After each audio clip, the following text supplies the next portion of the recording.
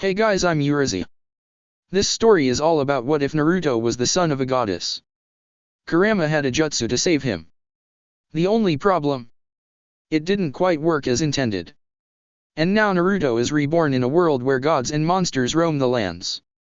Thankfully, this time around, he has a mother with the most striking silver eyes, the same color as the moon. Before we proceed with the story, please like and subscribe to this channel if you liked the video, and don't forget to check the description for the other works of the author if you liked the story. Let's start. Chapter 3, A Goddess Captured. Then I beat Apollo 20 times in a row with Pikachu. I am the very best, like no one ever was. Naruto's victorious grin morphed into a scowl. He went sulking for hours afterwards, though, and then cursed me to talk in rhyme for a whole week. Artemis raised an eyebrow. That does sound like my brother. And they weren't even good rhymes. They sucked. Naruto looked down at the deer meat he was eating. It was good, perfectly seasoned, with a hint of smoke. Combined with an apple and a freshly baked loaf of bread, it was the ideal meal for a growing shinobi. It was also the very first meal his mother had cooked for him. Naruto had never eaten something so delicious before. They were inside Naruto's room. It was bare. The walls were a soft orange. There was a bed and a desk. And that was it. Apollo had tried to give Naruto posters of his own grinning godly face once, but Naruto had refused. Vehemently. Okay, but for real though? Apollo might be annoying sometimes, but he's a great uncle. Probably the best uncle I could ask for, Naruto grinned. I'm glad you left me with him and not with your dad. Artemis tried to imagine Naruto living with Zeus. She couldn't help it. She let out a laugh. Now that would be hilarious. Naruto was so bright and cheerful, and Zeus was Zeus. Not a great combination. Naruto suddenly focused intently on Artemis, who gazed at him curiously. I almost forgot. You didn't introduce yourself yet. Artemis frowned. I did. I am Artemis, the goddess of the wilderness, the hunt, the moon, the forests. No, not like that. For a second, Naruto's eyes glazed over, lost in memories. I'm talking about your name, your likes, your dislikes, your hobbies, and your dream for the future. You know, a classic introduction. Artemis blinked. Oh. In which case, my name is Artemis. My likes are hunting and being with my hunters. My dislikes are Apollo when he's annoying, men who act like idiots, and people who taint the forests. My hobby is archery, and my dream for the future. I haven't really thought about it. Naruto tilted his head. You haven't really thought about it? Artemis shrugged. What dream would a goddess have? Naruto opened his mouth to speak but then hesitated. What dream would a goddess have? Huh. Fair enough. Indeed, Artemis's eyes gained a slightly amused glint. I must say, I'm rather impressed by what you did to Apollo during that one council meeting. Naruto gave a foxy smirk. Is that so? And were the other gods also impressed? Hermes wishes to shake your hand, Artemis confided. Although I am curious. How did you manage to prank Apollo? A combination of trickery, deceit, and planning, Naruto said. He never expected it. And how did you make it so that the dye and glitter and marker would stay on Apollo's being? Artemis asked. He could have just changed forms or vanished the color.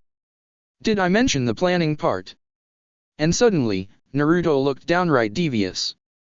We had a tournament a few months before, and the winner was allowed to give the loser one command.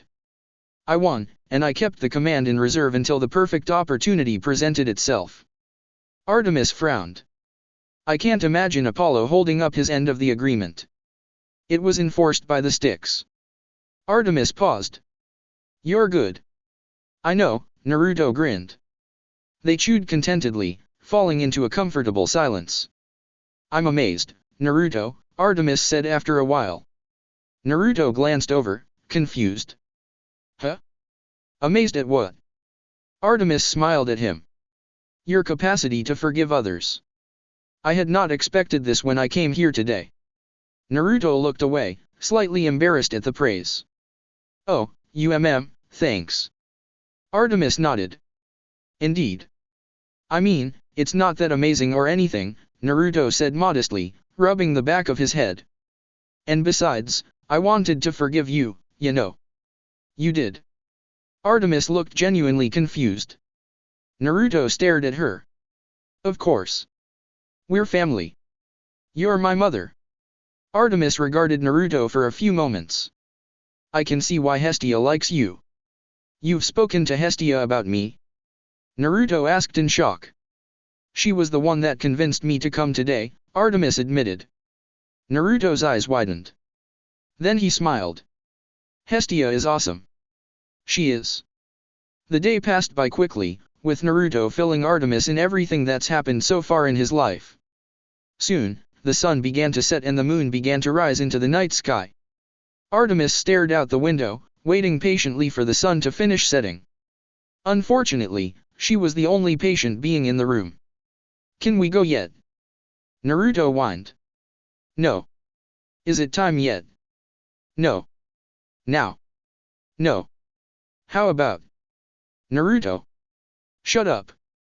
Naruto obeyed, although he didn't stop the incessant tapping of his foot. Artemis sighed.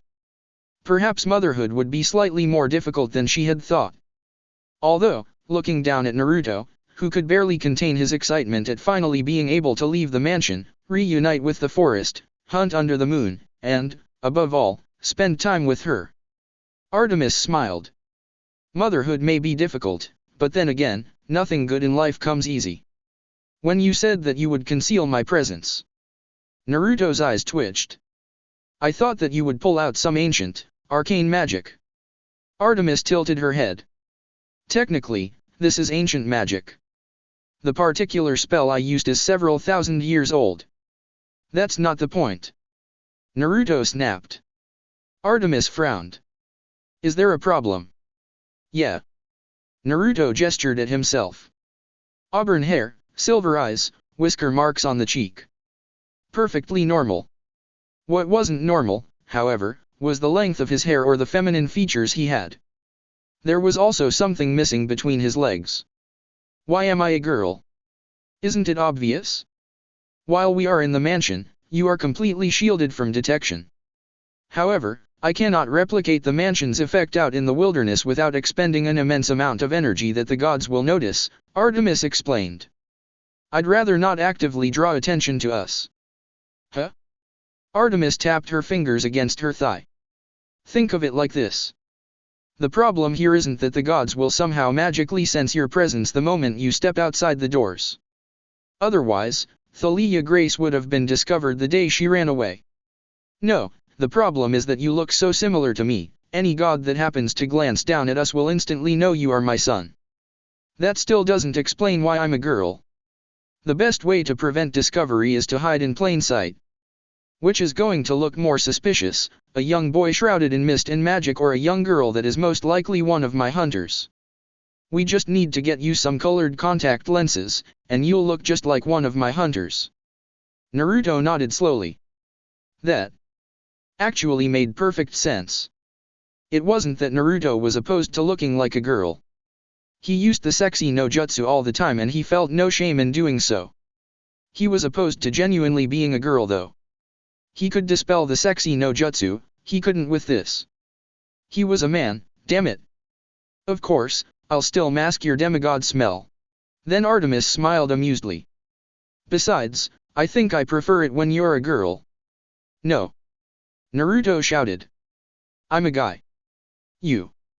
You're going to change me back into a boy after this, right? Artemis smirked.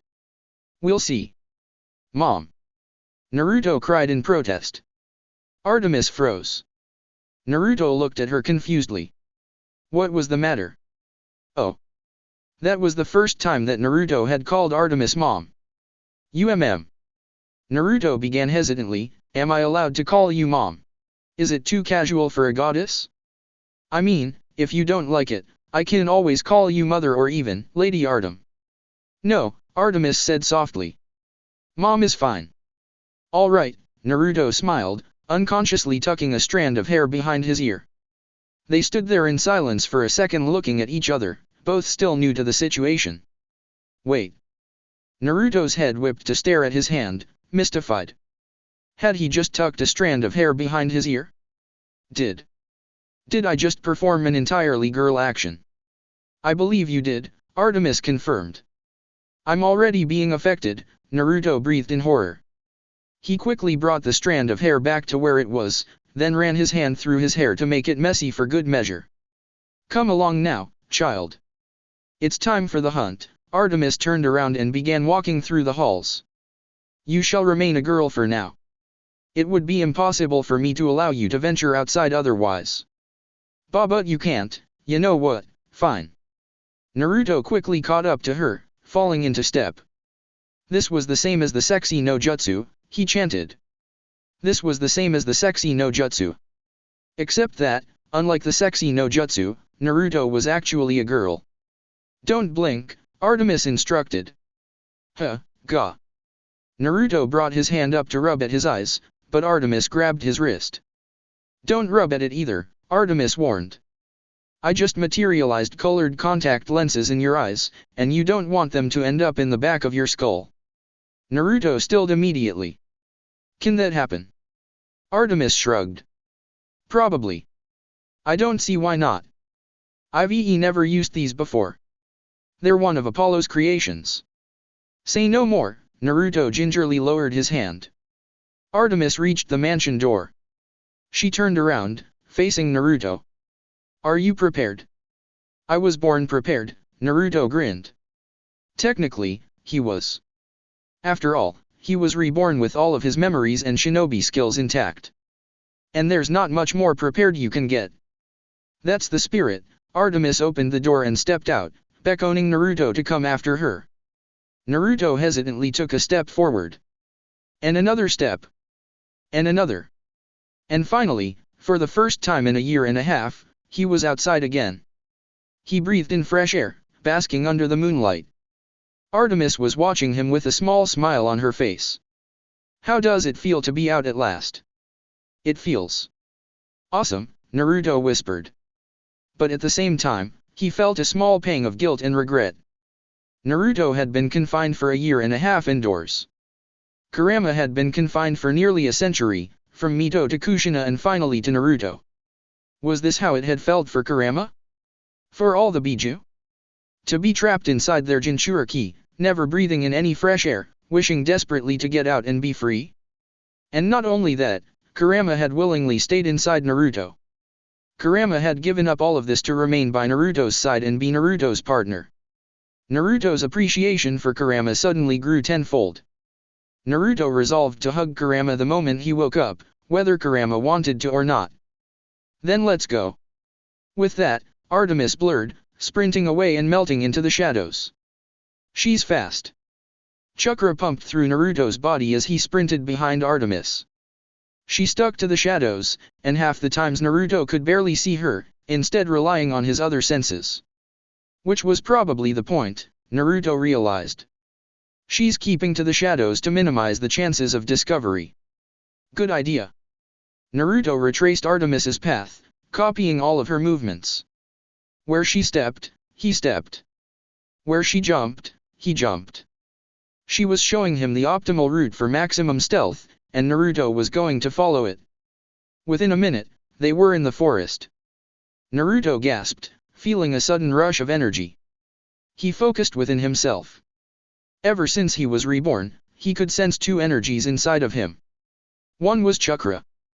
The other was whatever he had received from Artemis. Up until this moment, the energy had lay dormant within him, almost as if it hadn't met the prerequisites of awakening. But now, it was thrumming with power, vibrating happily. Under the moon, in the forest, out in the wilderness. Naruto felt alive. Experimentally, Naruto tried to manipulate the energy. It still didn't feel fully awakened. He tried to channel and direct the flow like he did with chakra, drawing it out from the source and circulating it through his body. His perception of the world exploded. Naruto's senses sharpened exponentially. Sight, hearing, smell. It felt like the first time Naruto had entered Sage Mode, only better. Naruto looked around in wonder, suddenly hyper-aware of everything in the forest, from the tiny spider that was lazily weaving a web to the gurgling of the rushing stream. Everything in the forest, every cracked twig, every indentation, every small detail that Naruto would have ignored before now told Naruto a story of what had been there, where they had been, and where they had gone. How is it? Artemis had turned around and was now casually leaping backwards. I can sense everything. Naruto grinned in exuberation. I can see everything. Then tell me, what does that tell you?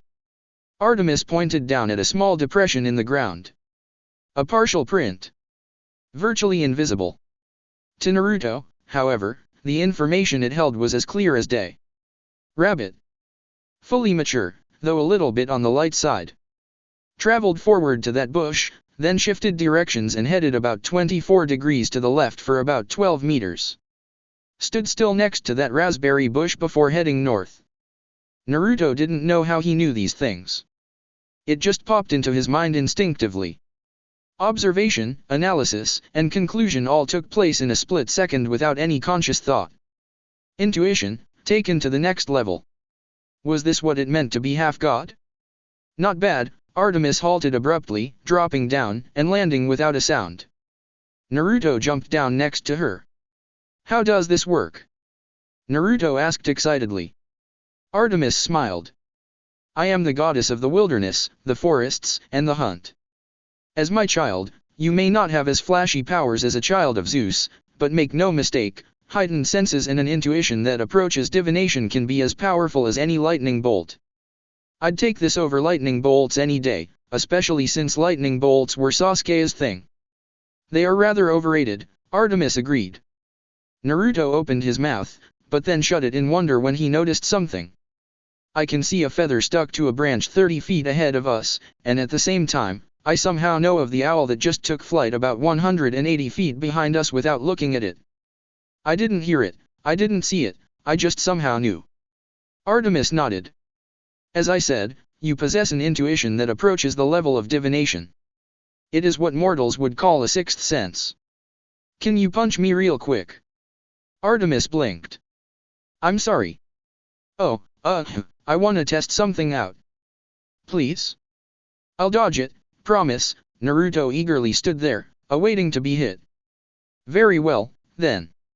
Artemis's hand whipped out to strike Naruto's head, but Naruto was already out of the way, having started moving before the attack even happened. I sensed your attack before it even started. Naruto looked amazed. Yup. That would be the intuition at work, Artemis affirmed. Naruto could draw many parallels between this and Sage Mode. They weren't the same. Sage Mode was powered by nature chakra whereas this was powered internally by the divinity within Naruto, but they were still scarily similar. I must say, I was rather surprised that you kept up with me during our journey here. Your speed and agility was exceptional, Artemis complimented. As expected of my child. Please don't say that, Naruto hurriedly interrupted. Why? It makes you sound like an Uchiha. Artemis frowned. What is an Uchiha? It's a thing in a video game. Just. Please don't ever say, as expected of my child, or whom Naruto begged. Very well, Artemis gave him a confused look but didn't push further. Where is your bow? Naruto didn't respond. Naruto? Naruto turned to Artemis with a sheepish grin. I may have, I forgot to bring my bow. Artemis stared. You forgot. Hey, in my defense, I was really excited, okay. Bringing equipment had completely slipped his mind. Artemis sighed. Then she flicked her hand and another silver bow appeared. Here, you can use this. Naruto took the bow, weighing it in his hand. He tested the string before nodding in satisfaction. It was a good bow. Thanks. I need arrows too. The bow is magical. Just pull back on the string. Naruto pulled back the bowstring, and a silver arrow automatically appeared. Okay, now that's cool. Alright, so what are we hunting? There is a. Hold on a second, Naruto held up his hand. I have to do something first. In the history of the elemental nations, there was hatred. Rivalries and enmity between nations have been around since almost the beginning. One such enmity existed between Konoha and Iwa, stemming from decades of hostility and outright hatred. Even in times of relative peace, the hatred did not fade away, instead simmering with a cold rage. However, Konoha and Iwa couldn't display their hatred for each other with normal methods, namely killing, torturing, burning, looting, and pillaging. Those were generally frowned upon during peacetime. But name-calling? That was fair game. Konoha shinobi referred to Iwa shinobi as rockheads to suggest that, instead of brains, they had rocks for head. An insult to their intelligence and wisdom. Iwa shinobi, on the other hand, referred to Konoha shinobi as tree huggers to suggest that Konoha shinobi were weak and, instead of spending their spare time honing their skills, they hugged trees. And tonight, for possibly the first time in shinobi history, tree hugger stopped being an insult and instead became a fact.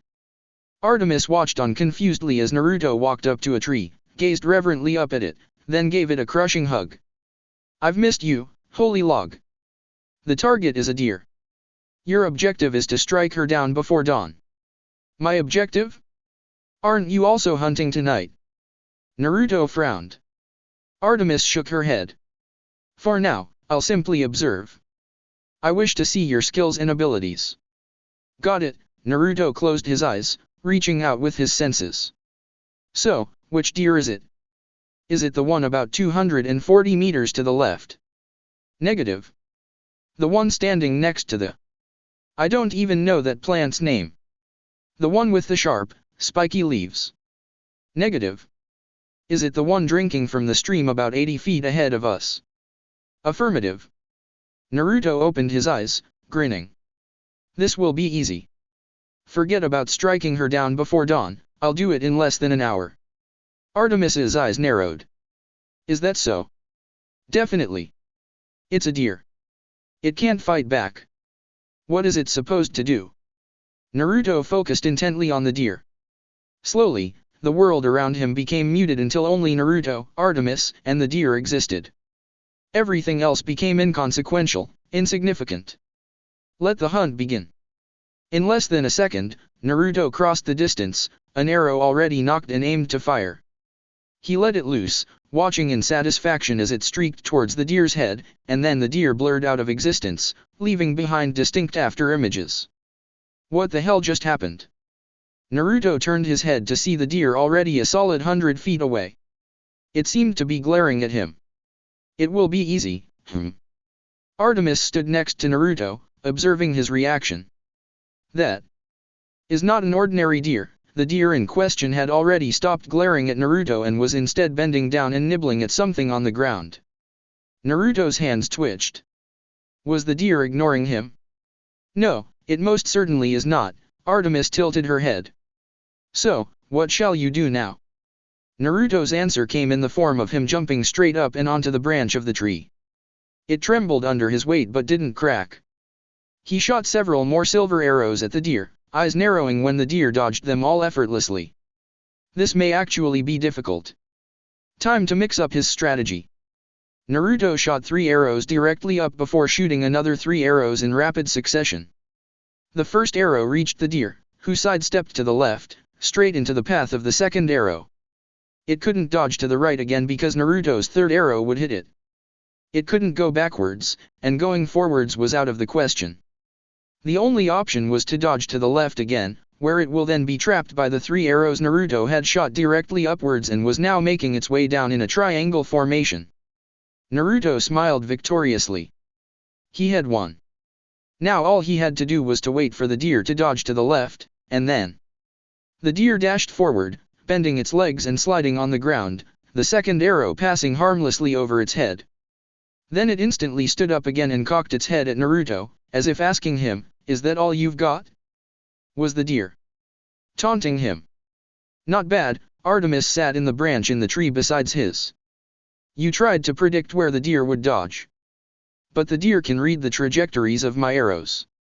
It knows where the arrow will end up, and it's fast enough so it will be able to dodge every time." Naruto tapped his fingers against the bow, deep in thought.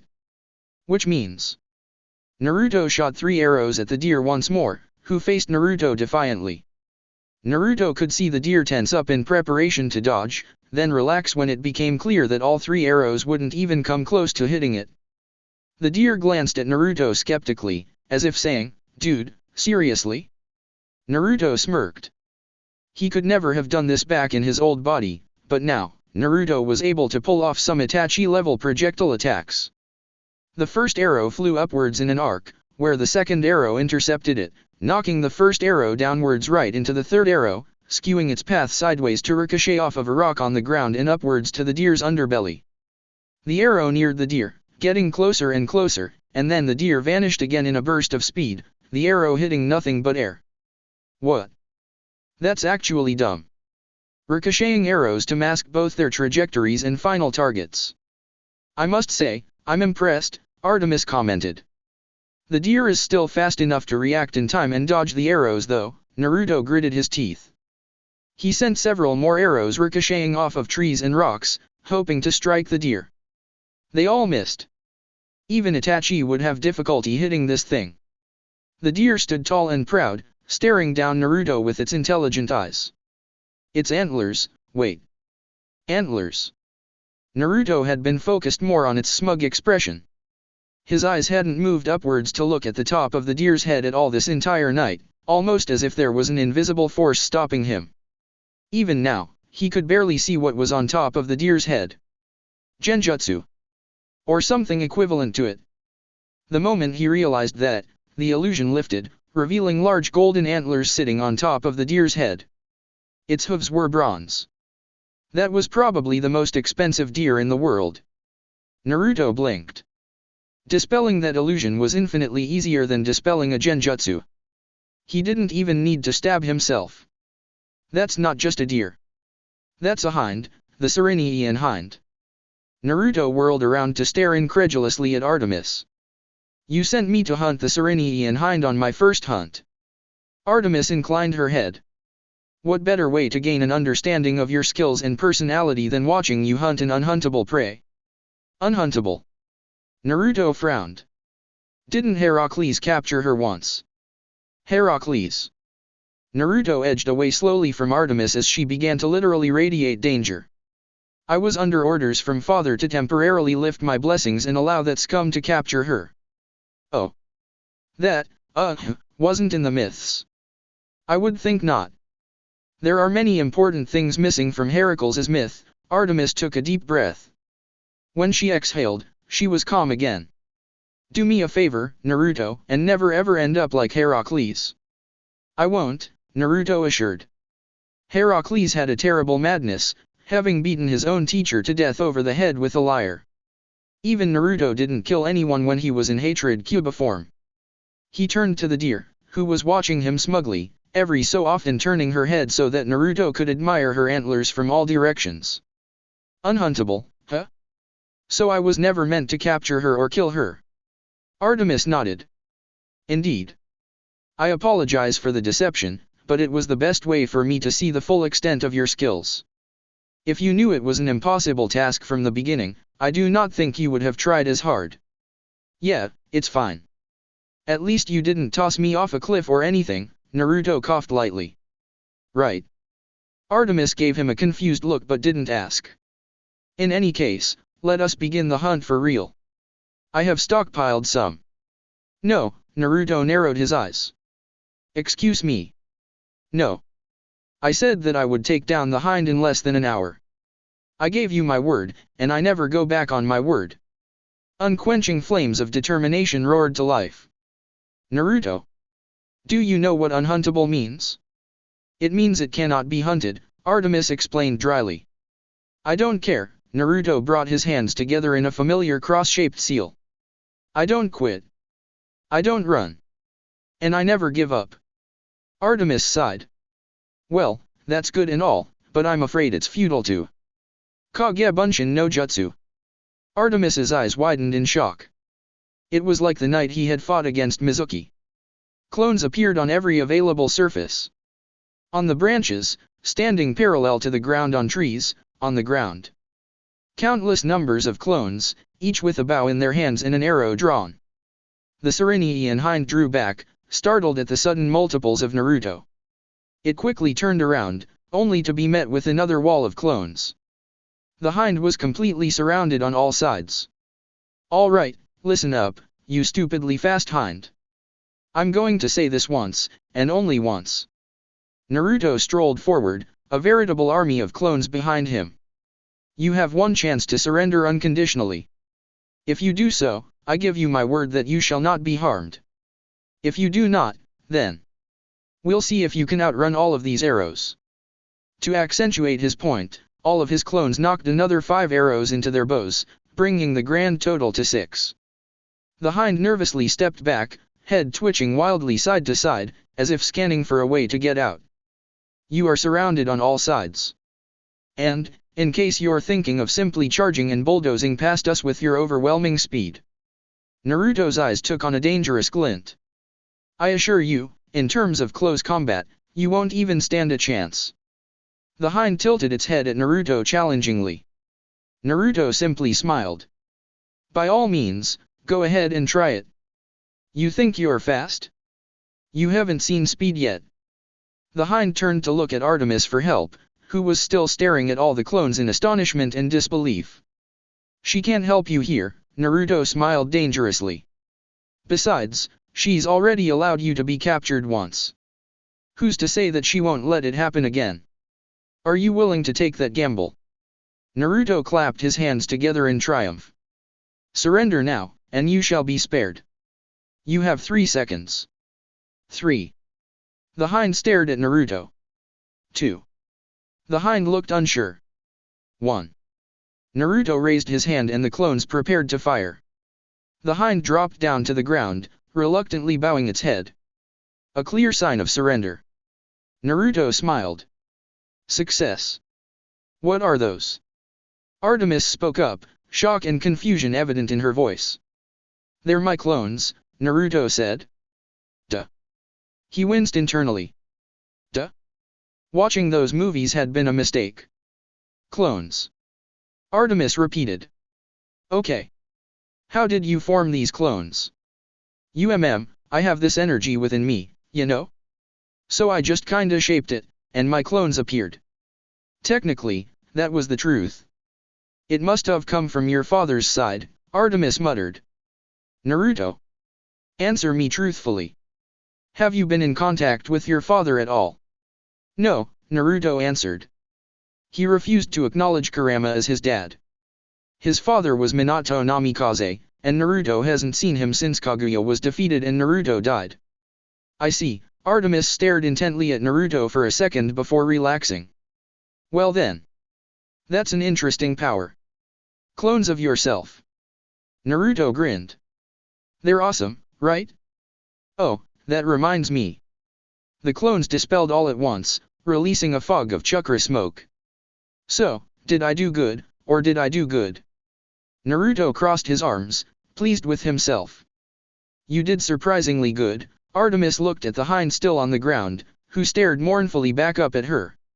Your strategy was unexpected. I know, right? See, I knew that I couldn't outright hunt the deer. That would never work, since it's protected by your divine blessing. Negotiating its surrender, on the other hand, wouldn't negate the blessing. A surrender, coerced or otherwise, isn't covered by the blessing's power, Naruto explained. Impressive, Artemis walked forward, bending down next to the hind. Instead of trying to fight my blessing head-on and failing miserably like so many others had, you circumvented it entirely by creating a new plan that didn't require any violence at all, aside from verbal threats. Yup. You're not mad, right? Naruto asked worriedly.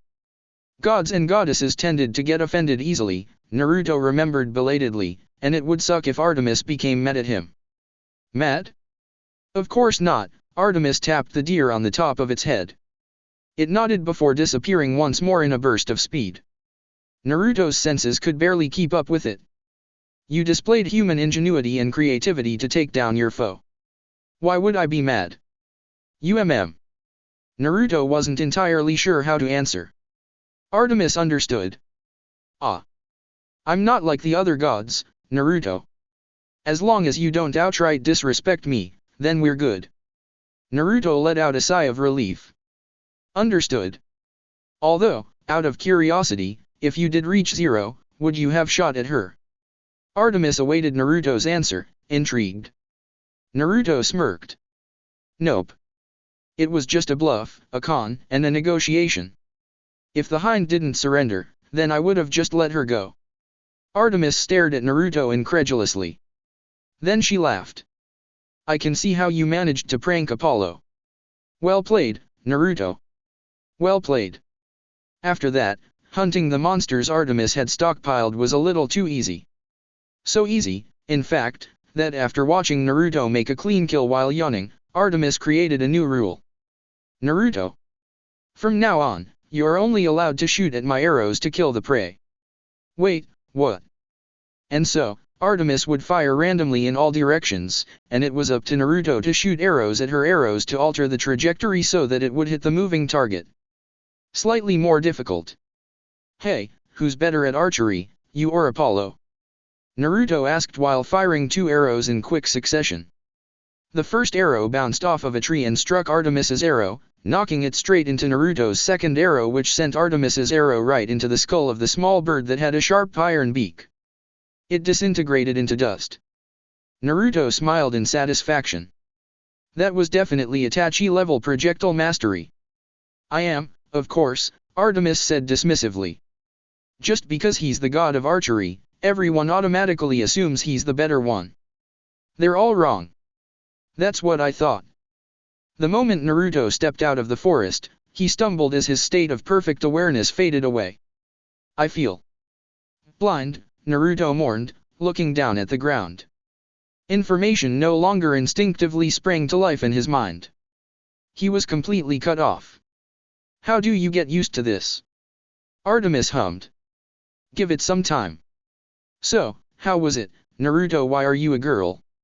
Apollo's welcoming grin shifted into a perplexed expression. To hide in plain sight, Naruto grumbled. Speaking of which, Naruto turned to Artemis. Now that we're back in the mansion, can you turn me back please? Artemis hesitated. Are you sure? I really like the girl you. Yeah, I'm sure. Naruto was a man, damn it. Very well, Artemis sighed. She waved her hand, and Naruto glowed silver for a moment. Then it died down, revealing Naruto as a boy once more. Thank you, Naruto plucked out the contact lenses, which promptly dematerialized. To be honest, I kinda preferred it when you were a girl as well, Apollo chimed in. You seemed softer and more demure. Apollo, continue speaking and I'll tell Artemis about what happened on the night. Apollo shut up immediately. You swore you would never speak of it ever again. Try me. Apollo shot Naruto a scathing glare but still shut up. Artemis watched them both inquisitively. In any case, does Apollo know about your cloning skills? Cloning skills? Apollo asked. Do elaborate. Kage Bunshin no Jutsu. A Kage Bunshin popped into existence next to Naruto. Apollo immediately stepped forward and bent down, examining the clone. How did you do this? I have this energy within me that I personally call chakra. I can mold and shape it into a clone of myself, although it will dispel after a single punch. Naruto delivered this pre-rehearsed line without blinking an eye. Chakra? Like the Indian thing. Apollo scrutinized the clone before punching it in the head. It dispelled, releasing a puff of chakra smoke. No, not the Indian thing. I just named it that, Naruto shrugged. I have no idea what it is. What else can you do with this chakra? Apollo gazed at Naruto with a clinical expression. Naruto shifted. I can, create a ball of destruction. Apollo blinked. You can do what now? Naruto opened his hand and a spiraling blue ball formed. I call it the Rasengan. I condense my chakra and spin it around, and, depending on the power input, it can either blow someone back or tear right through their body. Hit me with it, Apollo offered. I wanna test it out. Naruto grinned. It's a deal. Then, before Apollo could take it back, Naruto slammed the Rasengan into Apollo's gut. There may have been some repressed anger contained in the Rasengan. because banning ramen for a week was pure blasphemy. Apollo grunted from the blow, exhaling sharply. Oh man. That actually hurts. The Rasengan fizzled out of existence, leaving Apollo with a hole in his shirt and light scratches on his 8-pack. Whoa. Naruto had put enough chakra into that Rasengan to blow a hole through concrete. Apollo was definitely a god. How powerful was it? Artemis stepped forward and examined the wound, if it can even be called that, on Apollo's stomach. It's around the level of one of Ares's angry punches reinforced with his flaming brass knuckles, Apollo estimated. If I hadn't been bracing my stomach with healing magic, it probably would have made me bleed a little. What else do you have? Artemis had now taken Naruto's hand and was inspecting it, as if looking for an aftertrace or residue. She poked the center of his palm, then sniffed it. Okay then. Those two are the only techniques I've discovered so far. Naruto didn't want to reveal anything else yet. Apollo snapped his fingers in revelation. This chakra must also be the thing that renders you immune to diseases. Probably, yeah. Just keep safe, Naruto. If using it ever harms you, inform either Apollo or me immediately. We're dealing with the unknown here, Artemis cautioned. Apollo nodded. If you ever deteriorate physically or mentally with no reason, do not keep it a secret. Come to me right away. Naruto felt slightly guilty about causing them to worry, but not enough to tell them the truth. His reincarnation is a secret he'll take to his grave. Got it. Don't worry, though. It feels fine whenever I use it. That is good. Artemis looked out the window, where the first rays of sunshine were appearing. My hunters will be wondering where I am. I'm afraid I have to take my leave. Naruto looked down. Oh. You're leaving already? Yes, Artemis hesitated for a moment. I confess I do not know the norms of a mother saying goodbye to her child. A hug would work, Naruto suggested hopefully. A hug would be nice, Artemis agreed. Naruto stepped up and hugged Artemis once more. A pleasant warmth surrounded him. Hugs, Naruto decided, were even better than ramen. Sadly, all good things must come to an end. After a while, Artemis gently pulled away from Naruto. Farewell, Naruto. Naruto grinned. See ya. Apollo waved goodbye. I'll keep him out of trouble. And Artemis, with one last look over her shoulder, walked out the mansion door. Naruto and Apollo stood there in silence for a moment. So, how was it? Apollo finally asked. Naruto smiled. I've never been happier. Hey, where's Hestia? I have to thank her. Ah. That reminds me, Apollo narrowed his eyes at Naruto and held out his hand. The papers I caught you with a few months ago. Give it. Naruto brightened. That's right. I almost forgot. Here, let me get it real quick.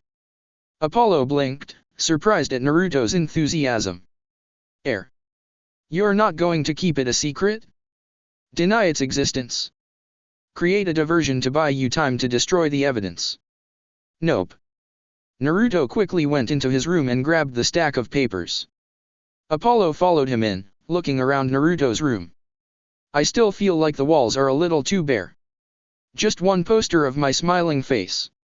I promise it'll lighten up your day. Naruto thrust the stack of papers into Apollo's hands to shut him up.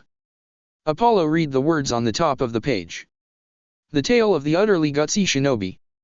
Naruto grinned. It's a book I wrote. Naruto had read the original book enough times to nearly memorize it. Translating the words into English had been difficult, but Naruto managed it. And, just so it wouldn't be complete plagiarism, he even continued the plot, adding an entire section. Apollo leafed through the papers, skimming through the lines. It's about a ninja who tries to bring peace in the world, Naruto summarized.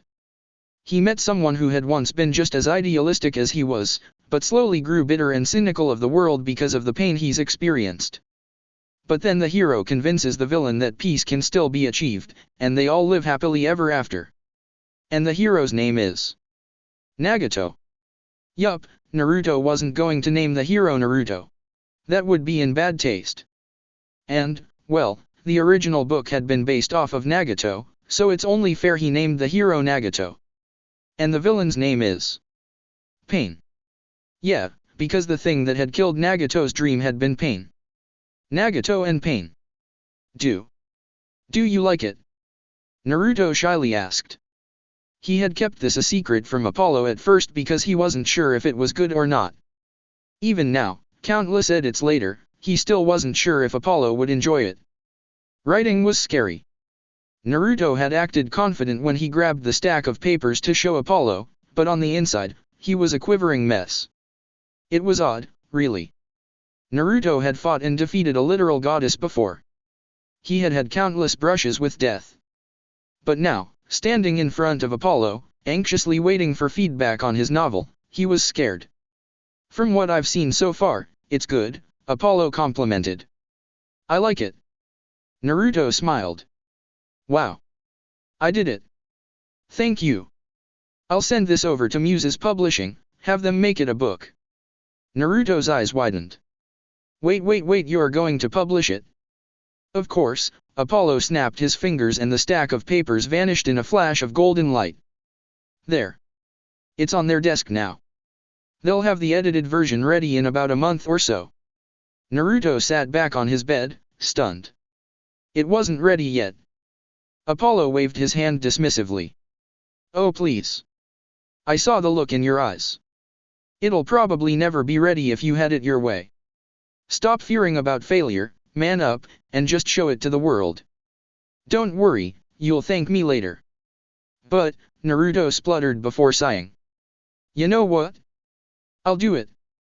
That's the spirit, Apollo cheered. Just one thing, and this is non-negotiable, Naruto narrowed his eyes, grim and resolute. Yeah? Do you want a cut of the pay? Apollo pulled out a calculator from nowhere, inputting some numbers. I'll try to get you 37%. What? I'm getting 90% at the very least. Naruto shook his head. But no, that's not what I want. I want this book published under a pseudonym. I can arrange that. What do you want the pseudonym to be? Naruto smiled, lost in happy memories. Jiraiya. Hestia grunted as something slammed into her. It took her a second to realize that Naruto was hugging her. Thank you. Thank you so much, he whispered. Hestia smiled and patted his back gently. You're welcome. 1 year, 7 months after. Apollo, can you teach me how to manipulate the mist?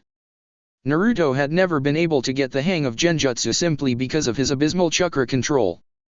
But perhaps with the mist, his luck would be different. Manipulate the mist. Apollo looked up from the poetry he was writing. Naruto resolved to discreetly burn it later, for the betterment of the world. It's simple. Just snap your fingers and force your will onto a mortal, and the mist will take care of the rest. What do you mean? The mist is mostly automatic, Apollo clarified. You just need to point it in a certain direction, give it commands, and it'll do the rest on its own. Huh. So you don't need to shape it or anything? Nope. It's just your will and mental fortitude. Of course, it's simpler to manipulate the mist when trying to make a person believe what they want to believe, so there's less resistance, but it's not necessary, Apollo shrugged. It's not that hard. Huh. And what about seeing through the mist? Naruto didn't want to be surprised again like he had with the Serenity and Hind. At least that time, nothing had happened. But next time, it may not be antlers that were shrouded in illusion but instead a lethal, vicious monster. Awareness, Apollo held up his hand. What do you see? Naruto stared. Your hand. Look again, Apollo commanded. I have a diamond ring on my thumb. Naruto blinked. Sure enough, there was a diamond ring on Apollo's thumb. Wait. It hadn't been there before. The illusion lifted, revealing Apollo's bare hand once more. Comprehension dawned on Naruto. I understand. I knew that there was nothing on your hand, and since I knew, the mist didn't work. It lifted the moment I realized that there was nothing on your hand. Apollo nodded. In other words, be constantly aware of everything. If there are huge mortals grinning at you, they probably aren't mortals. The moment you realize that it's not real, you'll see right through the mist. Wow. That was easier than I thought, Naruto grinned. He had been expecting hours upon hours of training and even more tears of frustration. Thanks, Apollo. No problem, Apollo looked back down at the poetry he was writing. Say, what's something that rhymes with? I refuse to be an accomplice in your crimes against humanity. Apollo sighed. Why do you have to be like this? Because I have standards. Naruto was interrupted by an urgent flashing coming from Apollo's golden bow that sat on the white couch. Is that supposed to happen? Naruto inched away from the bow. If it exploded, he didn't want to be near it. I think it's my notifications. Apollo grabbed the bow and tapped it twice. It morphed into a square holographic card. Let's see. 26 missed calls from, oh dear. I should get back to her soon. A newsletter, 9 reasons why the Soviet Union should be revived. I thought I had already unsubscribed from that. Oh, here it is. It's a message from father. The boss himself? What does he want? Apollo didn't respond. He looked rather pale. Apollo? Hey, you okay there? Concern filled Naruto's voice. He knew that Apollo didn't have the best relationship with Zeus, although to be fair, barely anyone had a good relationship with Zeus. Apollo looked at Naruto, dread and, was that fear? In his eyes. Naruto, you know how yesterday was the winter solstice, where I had to go in for a meeting with the council? Naruto nodded. Yeah. You repeatedly told me that yesterday was a big day for you, and that if I pranked you, you will flay me alive, heal me, then flay me again. Ah, the good old days, Apollo smiled. That satyr should have known better. Wait, you mean you actually did that to someone? Naruto asked in horrified astonishment. He had read through Apollo's myths, but not all of them, since he could always just ask Apollo himself. Besides, Naruto didn't really trust the old myths. While most were reliable, there were always the few that were filled with inaccuracies and exaggerations. He should know, he lived with one of the old myths. I'm a god, Naruto, Apollo said, a cold emotionless look on his face. Does that really surprise you? No. Not really. Gods and goddesses weren't perfect. They did terrible things all the time. Yeah, then Apollo glanced back down at the holographic card and the fear returned once more. Naruto, I'll probably be gone for a few days. Don't get into trouble while I am. Is there a problem? What happened? Anything that filled a god with fear couldn't possibly be good. Apollo stood up, the holographic card morphing back into a bow. His customary casual outfit disappeared and a sleek white suit materialized instead. Zeus's master bolt has been stolen, Apollo announced grimly. I have to track it down. And with that, a bright golden light radiated from his body. Naruto averted his eyes as Apollo assumed his divine form and blinked out of existence. When the light died down, Naruto opened his eyes, deep in thought. The Master Bolt. Zeus's symbol of power, stolen. Naruto was well aware of the ramifications, and they terrified him. This meant war. Not again. Did you find the thief? Apollo's immortal form seemed to age a decade. After a moment, he whispered, no.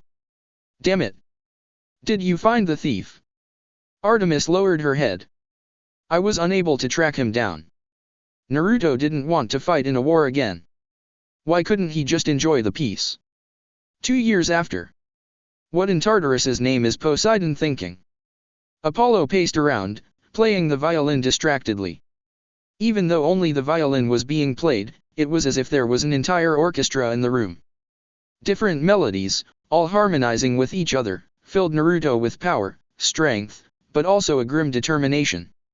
Naruto may not like Apollo's poetry, but his musical talent was the real deal. I mean, it's bad enough that father accused Poseidon of stealing the Master Bolt, causing Poseidon to be righteously offended and demand an apology. But then Poseidon went ahead and claimed his child, a child he wasn't supposed to have. Apollo flung his hands into the air, the violin hovering in midair. It's almost as if he's asking for a civil war. I don't understand why your dad thinks Poseidon stole the Master Bolt. Naruto thought of all the myths about Poseidon. Thievery isn't the sea god's style. Exactly. But father's been all paranoid and stuff ever since we tried to overthrow him. To be fair, you did try to overthrow him. But come on. Any fool can see that Poseidon is innocent. But then Poseidon just had to go and claim his son. Apollo strummed a sharp chord. And now Zeus is fuming. Tensions are at an all-time high. Naruto sighed. There's going to be a meltdown, isn't there? A nuclear meltdown that'll make my sabotage of Chernobyl look like a minor baking soda and vinegar incident, Apollo aptly summarized. Then he smiled. Don't worry though, hopefully, it won't result in that. The son of Poseidon will get a quest soon to prove his innocence. If he succeeds, the crisis will be averted. And will he succeed? Naruto asked. Apollo shrugged. I hope so. Because if he doesn't, the resulting war will be doomsday level bad. Naruto bit his lip. Let me go out and track the thief down. No, Apollo glared at Naruto. It's too dangerous. Artemis will kill me. But. No. That's final. A golden light burned in Apollo's eyes. Besides, if Artemis and I failed, what makes you think you can do it? Fine. 2 years, 2 weeks after. Tell me the good news, Naruto begged. Apollo stared at him solemnly. He radiated sorrow and pain. No. Naruto whispered. His heart clenched as he prepared to fight in a war again. Ha. CK, you thought. Apollo broke out in a grin. Perseus Jackson recovered the Master Bolt and brought it back to father. You jerk. But that still didn't stop the wide smile from spreading on Naruto's face. So the crisis is over? There's not going to be a war. Nope. This calls for a celebratory haiku, don't you think? You know what? Naruto fully relaxed for the first time in months, the threat of war no longer looming over his head. He sank into the soft sea cushions of the white couch, content and happy. Go for it. 2 years, 6 months after. These are beautiful, Naruto whispered in awe. He lifted up a silver kunai, inspecting it carefully. He pressed his finger lightly against the sharp edge. When he pulled away, there was a thin line of blood which quickly healed. On one side, an image of the moon was etched on the blade. On the other side, there was an intricate image of a bow. Artemis smiled. I'm glad you like them. I had them custom made by Hephaestus. Thank you, Naruto smiled, placing the kunai and shuriken into his pouch. I admit, I had thought that you would prefer to use hunting knives. Kunai knives are rarely used by demigods, in fact, I think you're the only one. Naruto shrugged. I just like kunai better. They're more versatile, you know. The blade is a little too short for my taste. Artemis materialized her own hunting knives in her hands. I prefer something with a slightly longer reach. Yeah, I get what you're saying, but kunai can be thrown, Naruto pointed out. Besides, I don't really need a weapon in close combat, I only use kunai to defend against bladed weapons. Artemis inclined her head. That's right. You have your Rasengan. Naruto grinned. Don't forget about good old-fashioned punches. Artemis let out a sigh. How barbaric. I can't imagine Apollo teaching you that. It's all me, Naruto promised. Trust me, in order to defeat someone, sometimes all you need is a good punch, especially if you want to be friends afterwards. Like with Neji and Gaara. Quite a lot of Naruto's friendships had started with a punch. 2 years, 8 months after. You're in a good mood, Naruto noticed. Apollo turned to Naruto, grinning. What gave it away? Your smile has been on your face for about an hour now. Oh, and you're, literally glowing, Naruto stared at the bright golden glow on Apollo's skin. Naruto could feel the heat being radiated from Apollo, raising the temperature of the room by a few degrees. Ah, of course. Isn't it such a great day? Apollo beamed. Naruto edged away slowly. Should I be scared? Scared? Of course not. Apollo's lyre materialized and he began playing a happy tune, the music flowing over Naruto and surrounding him with warmth. Okay, that's it. What happened? Naruto demanded. Are you sure you want to know? Apollo's fingers danced over the lyre as the sound of flawless arpeggios filled Naruto's ears. Now I do, Naruto slammed his hand down on the table. Come on. Just tell me already. Well, you see. Last night, Apollo trailed off, a faraway look appearing in his eyes. What is it? Naruto practically shouted. Then Naruto recoiled at the expression on Apollo's face. It was the same expression Jiraiya always had on his face whenever he did his research.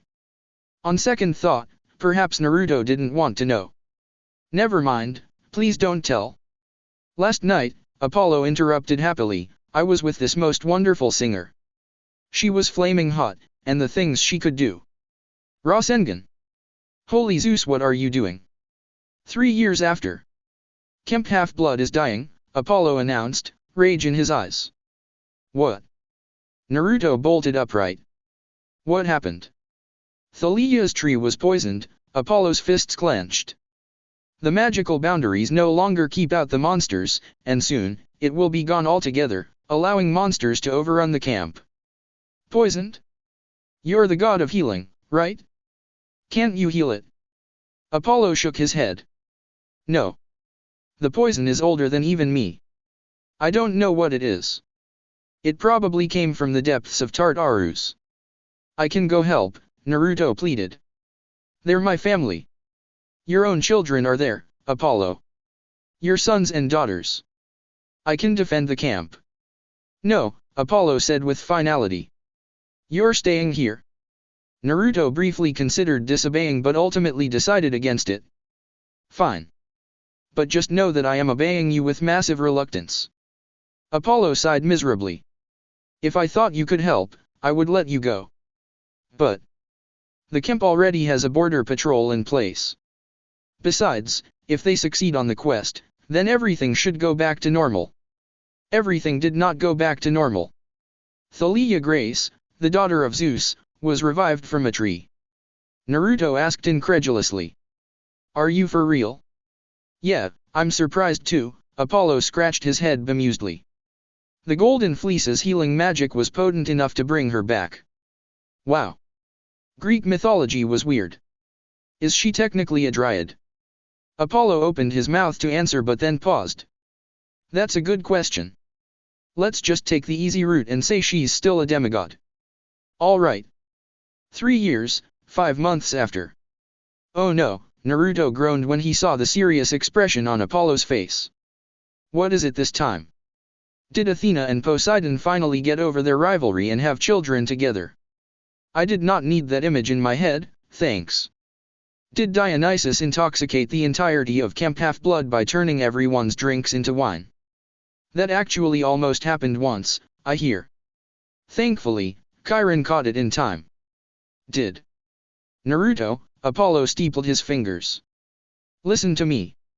Promise me you won't freak out. I won't, Naruto nervously waited for Apollo to speak. The fact was, the last 2 times Apollo had looked like this, he had delivered news about 1, the Master Bolt being stolen and 2, Camp Half-Blood dying. Although Naruto was probably overthinking it. It couldn't be too bad, right? Artemis was captured by the Titans. There was a sudden burst of wind as Naruto appeared right in front of Apollo. What are you waiting for? Let's go save her. Naruto turned to head for the door, but Apollo grabbed his shoulder. Naruto. I'm telling you. No. You're staying right here, Apollo said regretfully. I know how much you want to go out and save her, I want to do the same, but it's too dangerous for you to go. Naruto was silent for a moment. When I wanted to go out and help retrieve the Master Bolt, you didn't let me go, and I obeyed. When I wanted to go out and help Camp Half-Blood, you didn't let me go, and I obeyed. And this time, Apollo stared into Naruto's emotionless eyes, I'm not letting you go either, and you will obey. Don't worry, my little sister is strong. She'll be fine. I'm sure the heroes at Camp Half-Blood and her hunters are already assembling to save. No. Naruto backed away from Apollo. No, not this time. I'm going, Apollo, and you can't stop me. Apollo narrowed his eyes. I can stop you, and I will. Naruto nodded sadly. I'm sorry, Apollo, but you know what this means. Apollo sighed. Well, at least you listened to me the last 2 times. They stood there in the living room, staring at each other. Kagebunshin no Jutsu. 3 clones appeared, each with a spiraling blue sphere in their hands. They leaped at Apollo. Apollo simply materialized his golden bow and unleashed a barrage of arrows.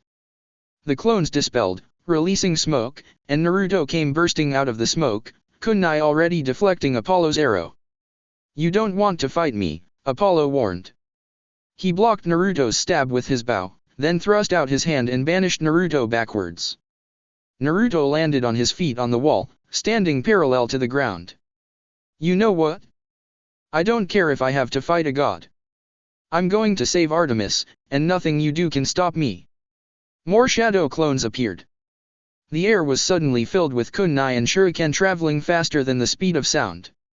A loud boom continuously echoed out in the hall as the sound barrier was broken repeatedly.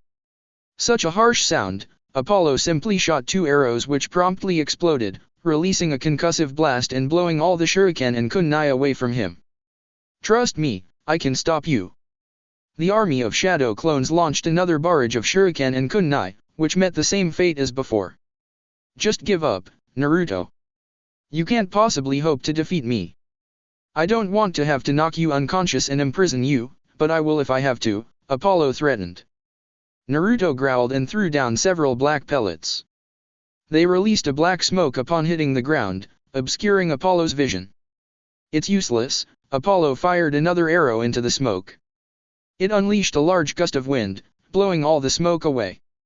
Naruto charged Apollo, a Rasengan in hand. Apollo rolled his eyes and his bow shifted into a long celestial bronze sword. He blocked the Rasengan effortlessly. Why won't you just listen to me? Apollo asked frustratedly. You can't leave this mansion. If you go off to save Artemis, you'll be discovered. And what do you think will happen then? I don't care. Naruto tried to punch Apollo, but Apollo merely stepped back. I have to go. This isn't like the Master Bolt or Kemp Half-Blood. In this mansion, I literally only have one rule. Apollo ducked underneath Naruto's kick, then shot a point-blank arrow at Naruto's foot. Naruto dodged it, jumping up and landing on the ceiling. You're not allowed to go outside without either Artemis or me accompanying you. You know what, I don't care about your stupid rule. Naruto stopped attacking and landed on the floor, glaring harshly at Apollo. Those who break the rules may be trash. That's a little too harsh on yourself, Apollo commented. But those who abandon their comrades are even worse than trash.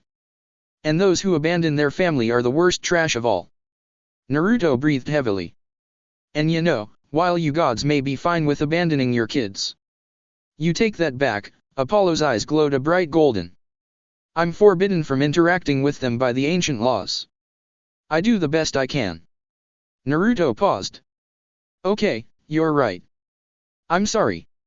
In any case, I refuse to abandon her. I don't want to explain to Kakashi-sensei why I'm the worst trash of all.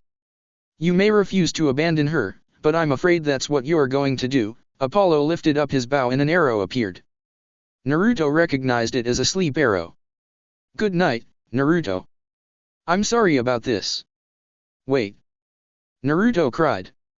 I have a request. Apollo hesitated. What is it? I'm not going to allow you to go. No. I just wanted to know where Kemp Half-Blood is. Apollo scowled. Why? You're never gonna get there. Please? Just humor me, Naruto pleaded. Apollo sighed. Fine. Kemp Half-Blood, Half-Blood Hill, Farm Road 3.141, Long Island, New York, 11954. Happy? Can I shoot you now? Naruto suddenly grinned. Thanks, that's all I needed. Apollo, I'll save her. I promise. Apollo frowned. You're not going anywhere. And the shadow clone dispelled. Apollo stood there, flummoxed. Did he? He just. That cunning little, wow. Then he unleashed a torrent of vile Greek curses that would have quite literally made someone's ears bleed. Naruto smirked as he absorbed the clone's memories. His substitution at the beginning of the fight had been flawless. Apollo hadn't expected it or noticed it at all. There was a reason why he was called the most unpredictable ninja. A henge covered him, making him appear like a middle-aged brown-haired man with a forgettable face. Naruto needed to go to Camp Half-Blood. He had no idea where Artemis was, and tracking her down across the entire country would be too slow. At Camp Half-Blood, heroes could help him track down and save Artemis. They also had the Oracle, which was pretty cool. Besides, Naruto preferred to work in a team. Team May 7th never get back together, but that didn't mean there couldn't be a new Team 7. His feet barely even touched the ground as he sprinted, guided by nothing but his instincts and a rough map he had memorized of the area. He picked up speed when he entered the forest. He ran as fast as he physically could, chakra reinforcing his body. Naruto exited the forest, the sudden drain and emptiness not even slowing him down slightly. He yelped as something fast came barreling down towards him, and jumped over it to dodge it. He heard a loud beeping sound. It was a car. Naruto quickly caught up to it, then knocked on the window. The driver lazily looked over for a second before turning back to face the road, then he whipped his head back to stare in shock at Naruto. Naruto simply made a rude gesture at the driver before picking up speed, overtaking the car. Cars were fast, sure, but he was faster. And he wasn't even in Kurama mode or Sage mode yet. Finally, after about an hour of non-stop sprinting, Naruto arrived at a hill. There was a tree at the very top with a pile of cables next to it. Naruto gave himself a few minutes to catch his breath and rest up. When his muscles stopped burning, Naruto calmly ambled up the hill, then he stopped abruptly. He couldn't go as himself.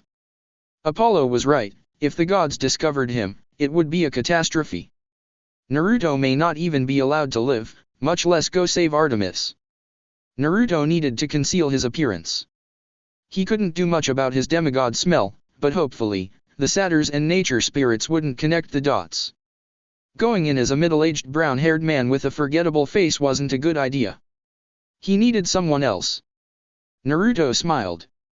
He knew who he wanted to henge into. Percy Jackson wasn't having a great time. Annabeth was captured. Bianca had joined the hunters. Thalia was mad at him. Things weren't going so great. Then he saw a kid about 10 years old standing on Half-Blood Hill. "Hey, Chiron? Do you know who that is?" Percy pointed to the kid, who was eyeing the dragon suspiciously. Chiron paused in the middle of his lecture, looking up. "No, I do not. A new demigod that just happened to wander onto our doorsteps. Right after Bianca and Nico? I do not know if this is a sign of fortune or an omen of terrible things to come. Oh dear gods, what is that kid doing?" Percy looked again, and then his mouth dropped open in awe. Was the kid fighting Peleus? Percy didn't have time to reply before Chiron galloped past him in a blur of speed, appearing right next to the kid. Chiron didn't give the kid a chance to say anything before grabbing him, placing him on his horseback, then galloping back, all in the span of about 3 seconds. Centaurs were fast when they wanted to be. The second Chiron stopped, the kid jumped off, landing on the ground without a sound, eyes wide, and staring at Chiron and Percy. "There was a dragon there," the kid exclaimed. "A real dragon?" Chiron chuckled. "Yes, there was.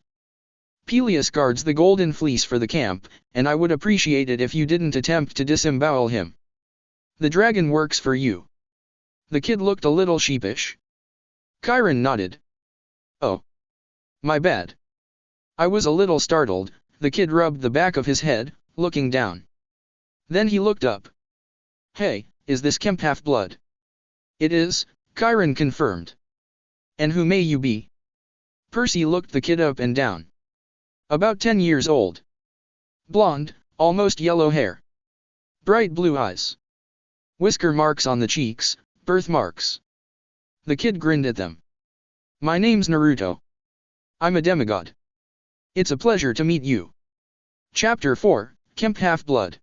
In his defense, Naruto had thought that it was perfectly normal for a pile of cables to be laying on the ground. Who knew? Perhaps the daughter of Zeus did some things with them. As a result, when he neared it and it suddenly morphed into a dragon, he had panicked somewhat. Before he could pull out a raisin shuriken, however, a centaur had suddenly appeared next to him and whisked him away. Naruto had been a split second away from slicing out the centaur's tendons before he remembered that the activities director of Camp Half-Blood was Kirin, and while Naruto had made bad first impressions before the eraser dropped on Kakashi came to mind, he really didn't want to start off his stay at camp by eviscerating the teacher of heroes. And so, Naruto had restrained himself, even as he was forcibly carried away from the dragon and into Camp Half-Blood. He shuddered slightly as he passed the camp's magical borders. He supposed technically, he counted as a monster, although he can and will punch anyone who even insinuates that Kurama or any of the Biju are monsters, but apparently, since Kirin had carried him in, it counted as an implied invitation. Kirin smiled warmly at Naruto. "Hello there, Naruto. My name is Kirin, and I'm the activities director of Camp Half-Blood. This here is young Percy Jackson, the son of Poseidon." Naruto's eyes widened. "You're the guy who recovered the Master Bolt." Percy smiled. "That's me." "Hey wait, how did you know?" Naruto opened his mouth to speak but Kirin interrupted, "Let's take this discussion to the big house."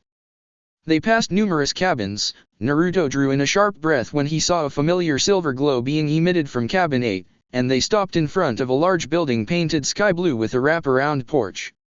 A man reclined in a chair leafed through a magazine, sipping from a Diet Coke. He had curly hair, so black it almost looked purple. He wore a neon orange leopard skin warm-up suit and had on a pair of purple running shoes. The man looked up when Kirin, Naruto, and Percy arrived. "Great. Another one of you brats," he grumbled out before turning back to his magazine. Kirin sighed as he backed up into a wheelchair and rolled over to the man's side. "Mr. D, please. At least try to be cordial to our new arrivals." "There's no need," Naruto bowed down. "It's an honor to meet you, Lord Dionysus." Dionysus looked up, slightly intrigued. "Oh? You know who I am, boy?" "Yes, sir." Needless to say, in a normal situation, Naruto would be extremely indignant by Dionysus's treatment of him. But this wasn't a normal situation. Artemis was captured, and Naruto couldn't afford to make an enemy of a god. If it meant that he has to grit his teeth and be polite to Dionysus, so be it. Dionysus scrutinized Naruto for a second. "Not bad. Certainly a lot better than Peter Johnson over there. At least this one knows proper respect. What is your name?" Naruto grinned. "Naruto, sir." There seemed to be a light purple flame burning in Dionysus's eyes, and Naruto suddenly felt as if he was being dissected by his intense stare. Was this a test? If it was, then Naruto didn't want to fail it. Naruto returned Dionysus's stare with one of his own. The same eyes he used to stare down Nagato and Obito and Madara and so many others. Of course, it's also possible that Dionysus does this to every new camper to intimidate them and to assert his dominance, but come on. He couldn't be that petty, right? Dionysus's eyebrows raised a fraction of an inch when, instead of looking away uncomfortably, Naruto met his stare head-on. Then the moment passed, the tension died down, and Dionysus went back to reading his magazine. Did he pass? Was it even a test? Naruto glanced at Kirin and Percy, but they didn't seem to have noticed the brief battle of wills between Naruto and Dionysus. Instead, they were staring incredulously at Dionysus. Percy's mouth hung slightly open. I take it back, sir." Kirin looked shocked. "It appears that you are capable of cordiality." Dionysus scoffed as he turned a page. "Nonsense. Naruto, I hope you die a painful death." Chirin's eyes widened even further. I'm amazed, Lord Dionysus. I had never seen you show such kindness before." Dionysus finally looked up, an irritated look in his eyes. "What?" Next to Naruto, Percy had a stunned expression on his face. "You said that Naruto was not bad. And you asked for his name willingly. And you said his name correctly." Sir." Dionysus rolled his eyes. "Oh please. Spare me." "As you wish, Mr. D. Sit down, Naruto," Chiron smiled kindly at him and gestured at one of the open seats. Percy hesitated. May I stay? Certainly. You were, after all, the one who initially discovered Naruto. Percy and Naruto sat down. Naruto observed with slight amusement as Percy picked the seat farthest from Dionysus. Clearly, there was no friendship between the two. I take it that you are already aware of the existence of the Greek gods? Chiron asked. Naruto nodded. Yeah. The Greek gods moved around with Western civilization. And I'm the son of one of them. Chiron nodded. Indeed. May I ask how you came to this knowledge? Apollo. At first, Naruto had contemplated acting completely dumb, but that would ultimately work against him. If he wanted to join the quest, he had to establish himself as competent and powerful. Chiron leaned forward, interested. Oh? Is Lord Apollo your father? He looked up above Naruto's head, as if expecting something to pop up. Naruto shuddered. No. Definitely not. It's complicated. Chiron nodded slowly. Do you know your Olympian parent? Nope. Not a clue, Naruto shrugged nonchalantly. How do you know Apollo then? Chiron frowned. Naruto hesitated. It's a long story. One I'd rather not tell right now. Very well, Chiron leaned back. There's no need for you to see the orientation film, as you are already aware of all the main points. For now, we'll place you in cabin 11, with all the other undetermined kids. Naruto nodded, then froze. Undetermined. There was an uncomfortable silence for a moment. Naruto. Gods and goddesses, well. They're not exactly the best parents, Percy said tentatively. There are many demigods here who have never been claimed by their godly parent. But, he added hastily, you'll probably be claimed soon. Don't worry about it. Here, let me take you on a tour of the camp. Yes, that's a good idea, Chiron quickly affirmed. Thank you, Percy, for volunteering. Demigods who have never been claimed. Demigods who have been abandoned by their parent. It's one thing to not interact with their children. Gods are restricted by the ancient laws. But to not claim them altogether? To not simply take a second of their day and acknowledge their existence. Naruto knew what it felt like, not knowing who his parents were. Even worse, there wasn't a reason for the gods to not claim their children. With Naruto, knowledge of his parentage was kept secret from him because, quite frankly, if he knew it at that age, it probably wouldn't have stayed a secret for long. And Minato Namikaze and Kushina Uzumaki had a lot of enemies who wouldn't hesitate to assassinate Naruto. But the gods? What excuse did they have? But he'll deal with that later. For now, Percy was gesturing at Naruto to follow him. Naruto stood up, nodded goodbye to Chiron, bowed once more to Dionysus, and left the big house. You didn't have to be so respectful to him, you know, Percy said once they were out of earshot. Naruto shrugged. He's still a god. It wouldn't hurt to not be respectful to him.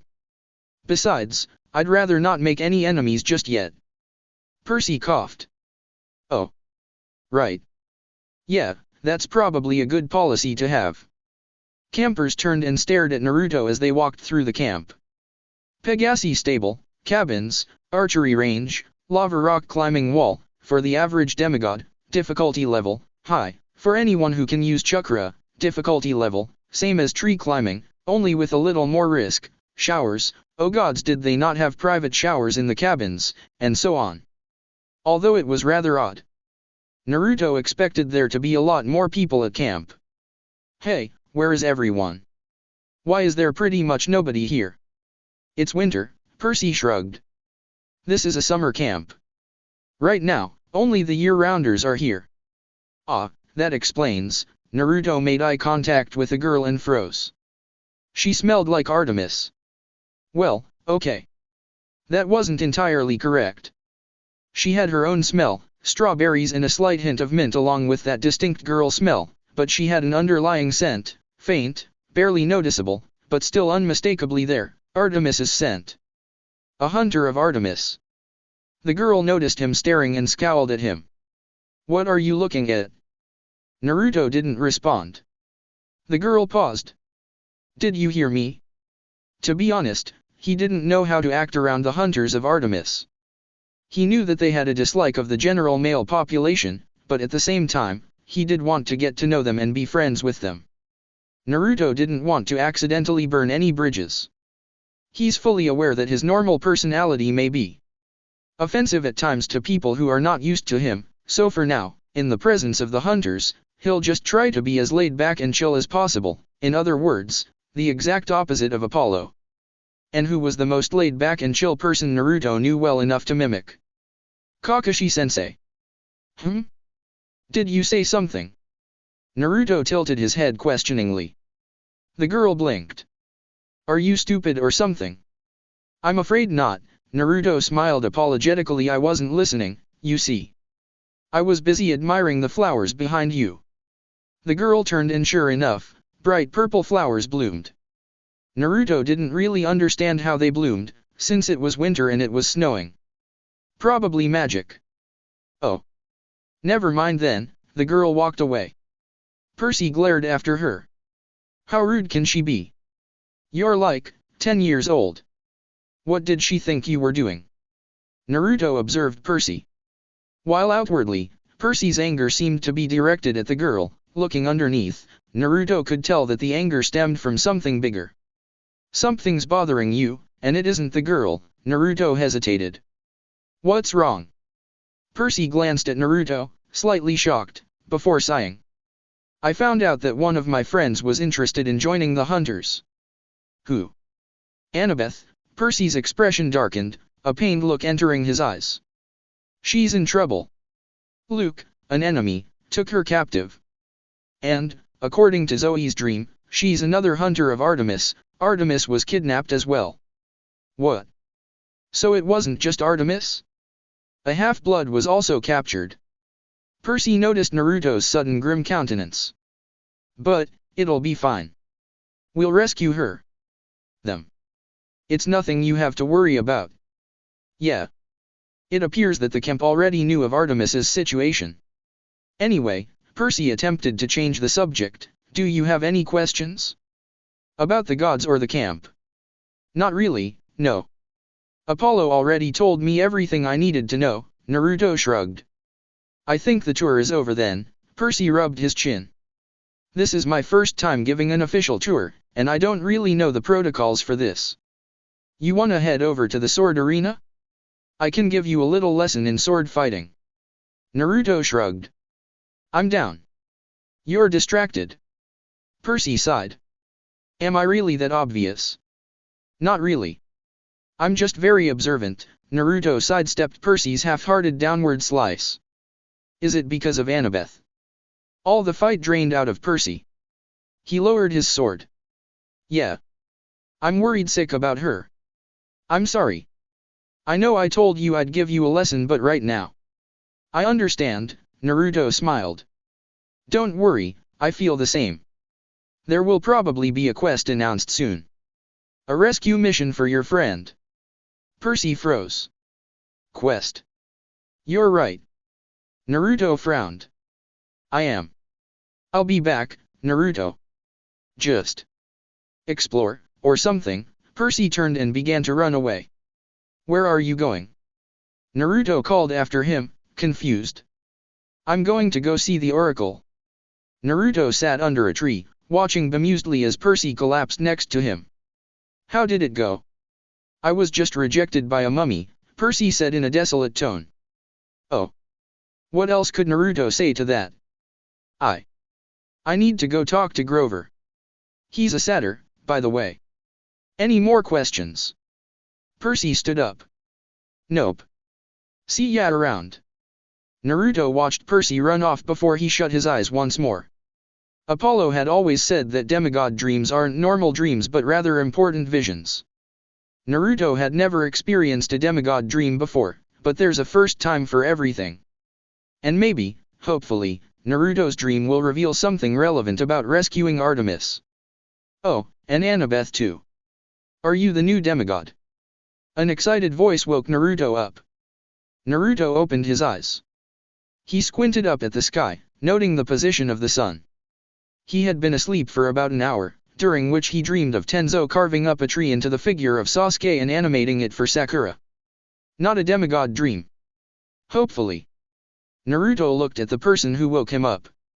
A young boy who looked to be around Naruto's age, shuffling cards in his hands, waited for Naruto's answer. Yeah, I am. My name is Naruto. This is awesome.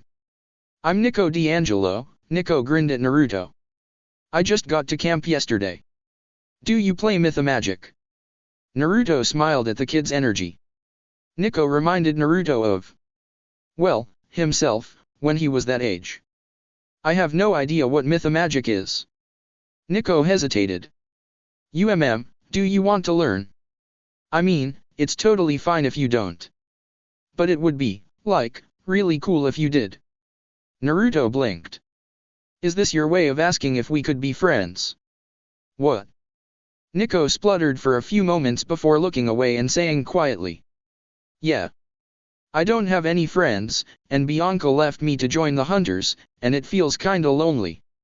Naruto's heart warmed up faster than you can say Katon, Guka Mekakua. This kid.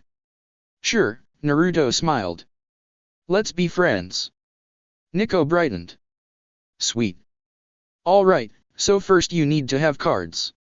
The cards are either Greek gods or monsters. I have a huge collection, so I can share some with you, but I'm keeping the hollow foils for myself. Basically, you have to defeat the enemy by.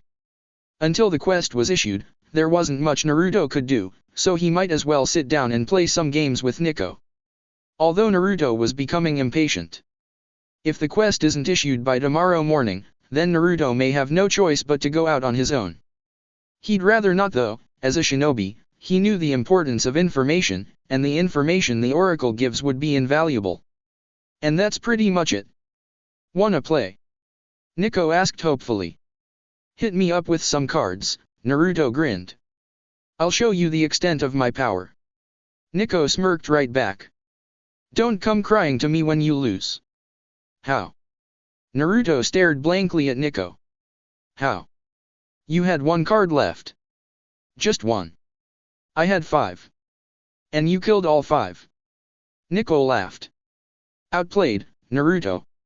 You targeted the wrong cards. That's broken, Naruto stood up. Hey, you just got to camp yesterday, right? You wanna explore with me? They still had some time until dinner. They had time to kill. Yeah, Nico got up and fell in step with Naruto. Do you know who your godly parent is yet? Naruto shook his head. Nope. I do, however, know Apollo. Nico's eyes widened. No way. I met him yesterday too. Oh. Naruto distinctly recalled Apollo heading out yesterday. How was he? He was awesome, Nico grinned. He drove us to camp in the freaking sun chariot. We flew in the sky in a bus. Naruto breathed a sigh of relief.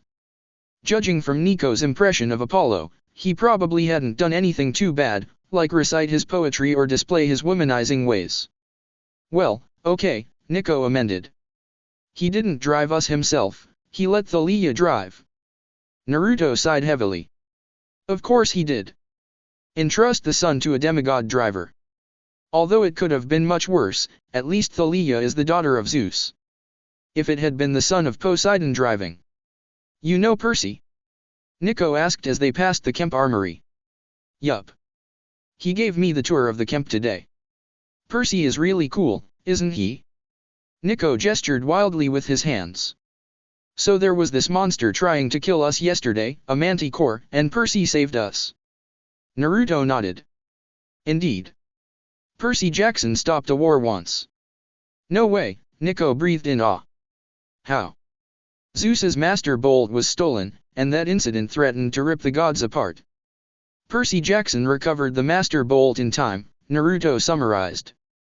Zeus's Master Bolt. That does 600 damage. It was stolen. Nico gasped. How could Zeus be stupid enough to lose something as important as that? Thunder boomed overhead. Nico, you should probably apologize, like, right now, Naruto glanced upward warily. Nico paused. Did that thunder mean that Zeus heard me? Probably, yeah. Oh.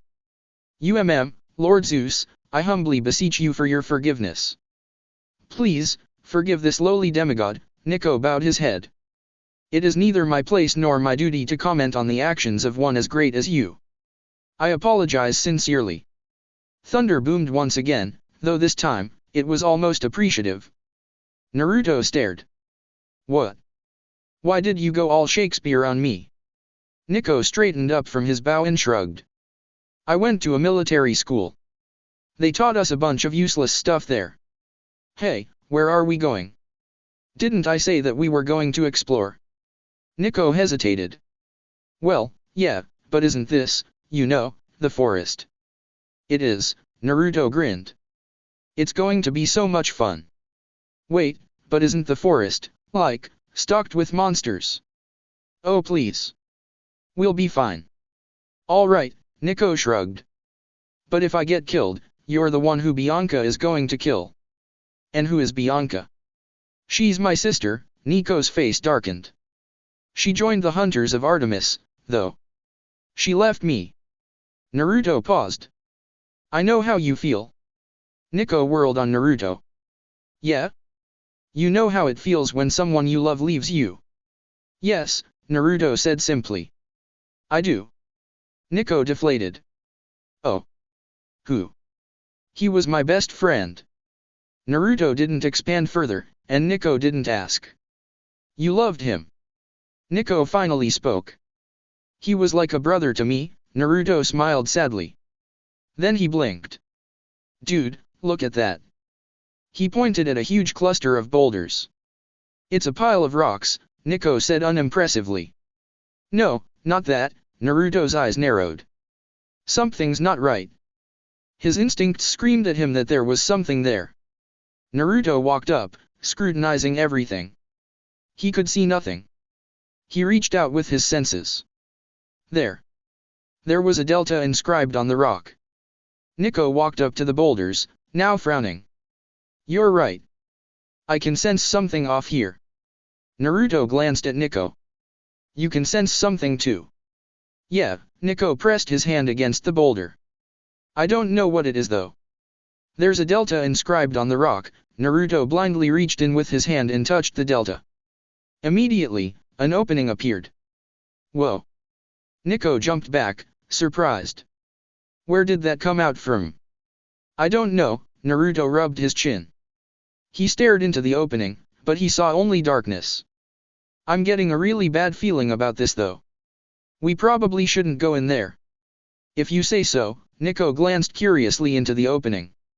Naruto touched the delta once more, and the opening closed up. What do you think that was? Nico asked once they were far away. No idea. It felt unnatural though, it reminded Naruto of Orochimaru's numerous hideouts. Although he supposed Artemis's influence also played a role, after all, a man-made underground hideout is the direct antithesis of the wild and the forests. Let's not go back there again. Nico frowned. Why? It didn't feel that bad. It did. It absolutely did, Naruto tilted his head. Although that's probably because we have different Olympian parents, perhaps your parent has an affinity for the underground or the earth. You think? Nico stared down at his hands before tensing up when he heard a loud rustling of leaves and a screeching sound come from near them. He cautiously scanned their surroundings.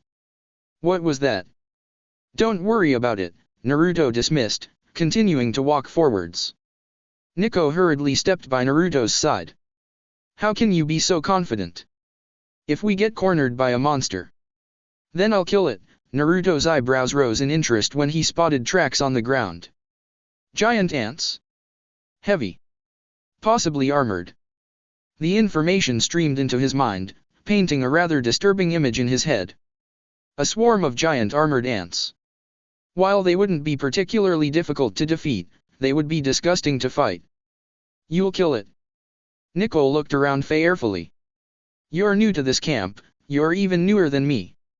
Do you really think you can fight against all the monsters in here? Naruto turned to Nico and gave him a confident smile. Yes. How? Nico asked. Naruto inclined his head. Like this. And he disappeared. Nico's eyes widened as he felt a tapping on his shoulder. He whirled around to find Naruto standing behind him, twirling a small silver kunai in his hand and the confident smile still on his face. Just because I'm new, Naruto flicked the kunai to the side without even looking, doesn't mean I'm defenseless, he finished. Nico's head turned, and his eyes widened even more when he saw a bird with a razor-sharp bronze beak fall to the ground, the silver kunai embedded in its eye, before disintegrating into dust. A moment of silence passed as Nico's mouth moved, trying to form words but no sound came out. And then the dam broke. That was so cool. Nico broke out in a wide grin as he looked at the dust on the ground, then at Naruto, then at the dust again. How did you do that? Naruto smirked. I'm just that good. Teach me, Nico begged. That was legendary. I suppose I can give you a few lessons. Naruto led Nico over to a small clearing in the forest. He didn't bother to go pick up the kunai, they would automatically return back to his kunai pouch in a few moments. Naruto's kunai and shuriken were Hefe's dismayed, after all, and with a little added magic from Artemis, the weapons were linked to the pouch. The design was modeled after Zeus's lightning bolt, where it would always return to the sheath. You moved so fast, you were like the rotors of a helicopter. One moment you were there and the next you were behind me. You were gone in a flash. Naruto could swear there were stars shining in Nico's eyes. It was pretty awesome, huh? Naruto grinned smugly. Alright, let's start with the basics. The basics. Lesson number 1, Taijutsu. Come, Nico. Attack me. Nico hesitated. What do you mean? I mean, I can't exactly teach you how to throw projectiles out here, can I? We have an archery range for that. Right now, I'll just teach you how to fight. Naruto held up his hand in the seal of confrontation. We start with the seal of confrontation. Nico copied Naruto's hand seal, albeit slightly clumsily. Like this. Yup. And then we fight. Come at me. Naruto's arms hung loosely by his side. How? Naruto stared. Well, you could try to punch me, I guess. I need to know your general skill level first. Got it. Nico charged Naruto, fist cocked back in a heavily telegraphed punch. He was slow, way too slow. Naruto caught the punch in one hand. Alright, I've seen enough. Rule number 1, do not telegraph your attacks. Try to use minimal movements. Nico gritted his teeth. Understood. Again. And Nico rushed Naruto once more. How are you not sweating? Nico panted after about 30 minutes of sparring. Naruto shrugged.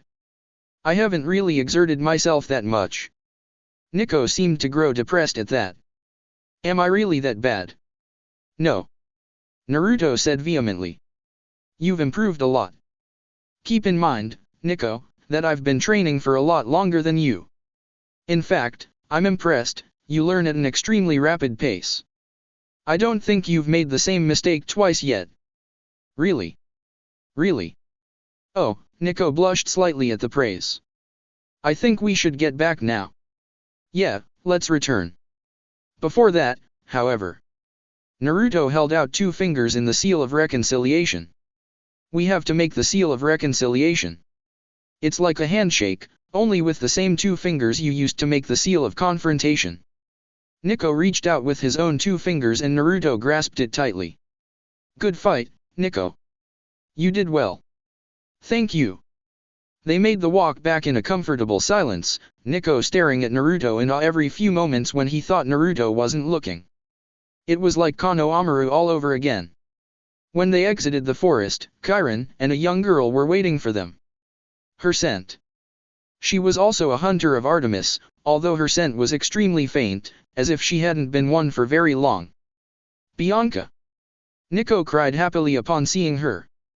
He began to run towards her before stopping in place, his smile diminishing in size as if remembering something. But then the smile was back in full force. I made. Where have you been? Bianca demanded. Do you have any idea how worried I was? Nico's smile wavered. What? I looked everywhere for you. But I couldn't find you anywhere. Can you imagine how I felt when a dryad told me that she saw you walking into the forest? The forest filled with monsters that will kill you. Bianca threw her hands up in the air. How reckless can you be? Chiron nodded sagely. What she said? Naruto blinked. Hey, I'm not sure if you've noticed, but there's a lava rock climbing wall over there. Why are you suddenly concerned about camper safety? It's not as if countless other demigods haven't entered the forest before. Chiron winced. Ahem, I would just like to say that the lava rock climbing wall is perfectly safe, and we haven't had a single death yet. Yet. What would have happened if you had run into a monster? You both would have been killed. Bianca breathed heavily. Indeed, Chiron nodded once more. People die when they are killed, and demigods are no exception. If we ran into a monster, then I would have eliminated it. Naruto raised an eyebrow at Chiron.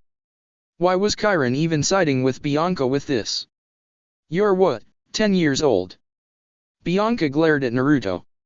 How could you possibly lead my little brother into a dangerous forest when you can't even protect yourself?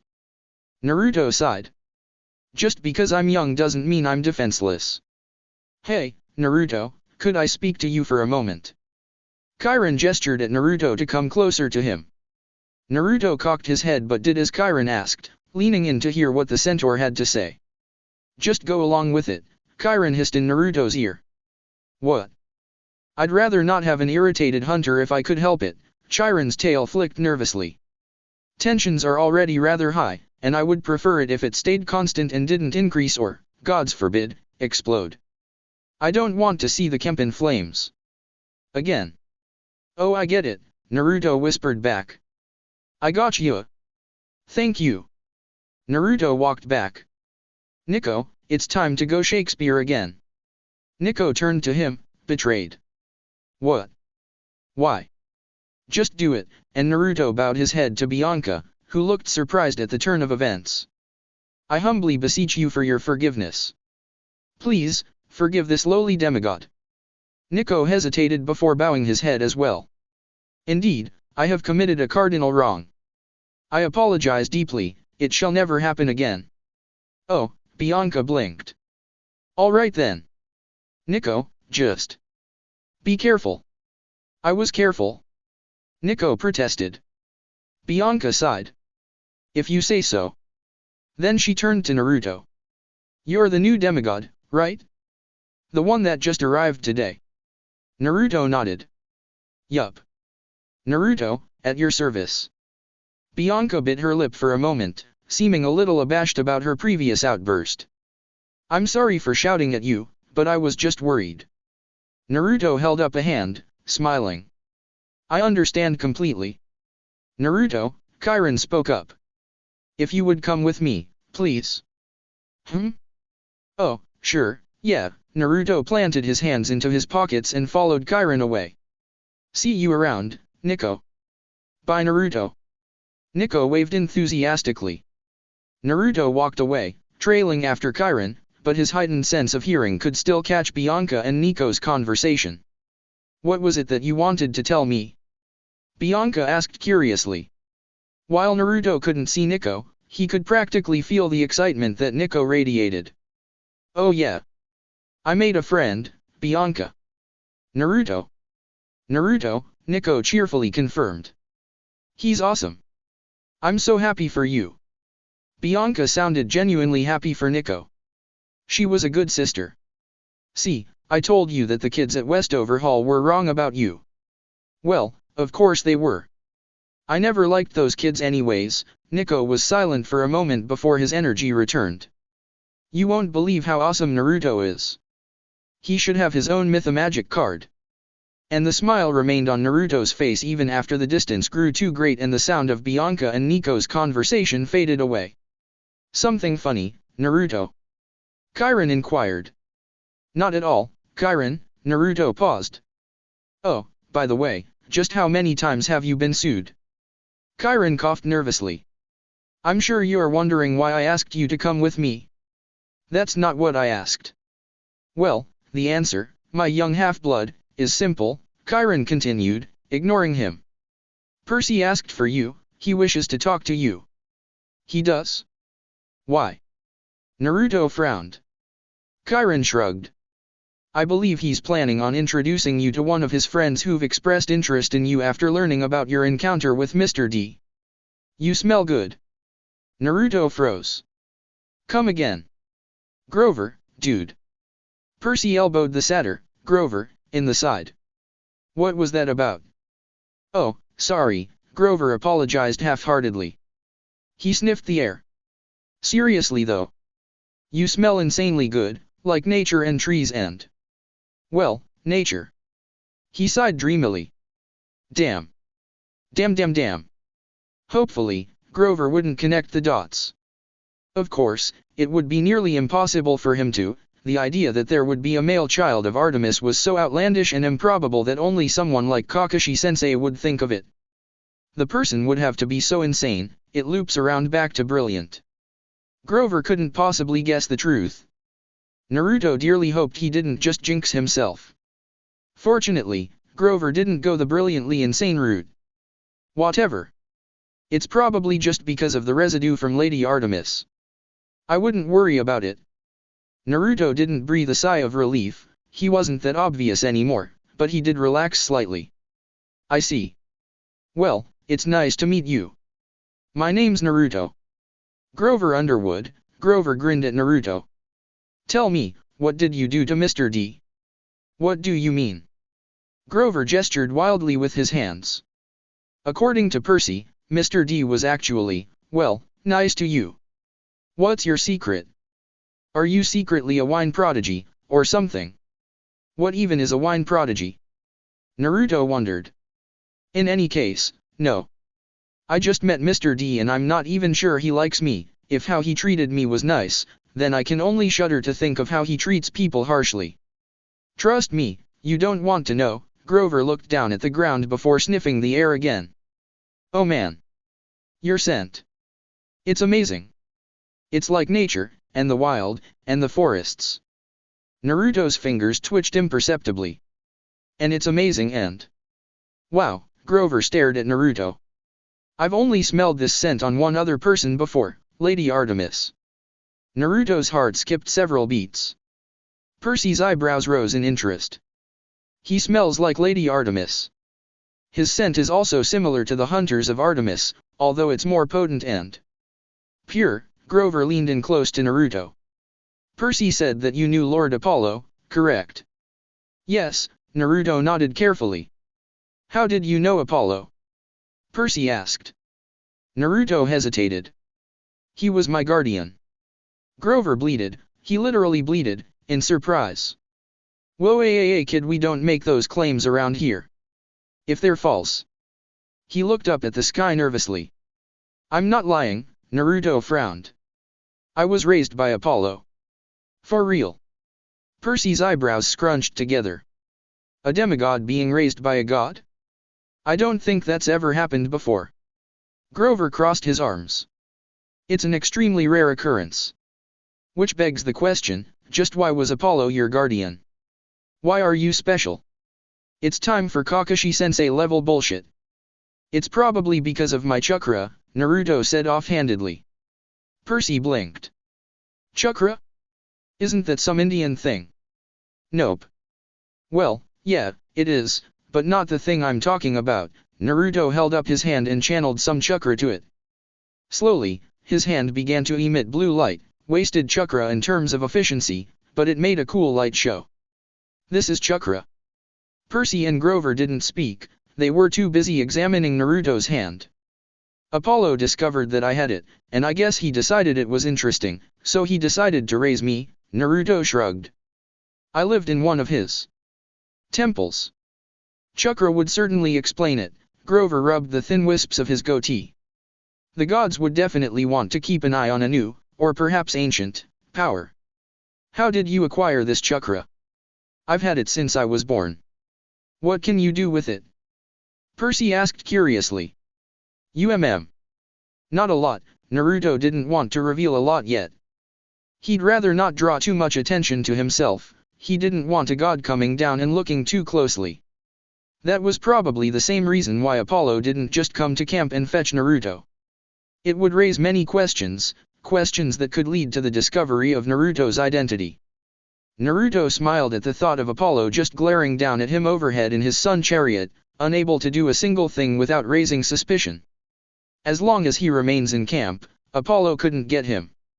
Even better, once Naruto goes on the quest, Apollo could do even less, even more gods would be watching the quest, and direct interference from a god is strictly forbidden. Apollo couldn't just kidnap Naruto in a ray of golden sunlight unless he wanted to risk the wrath of Zeus.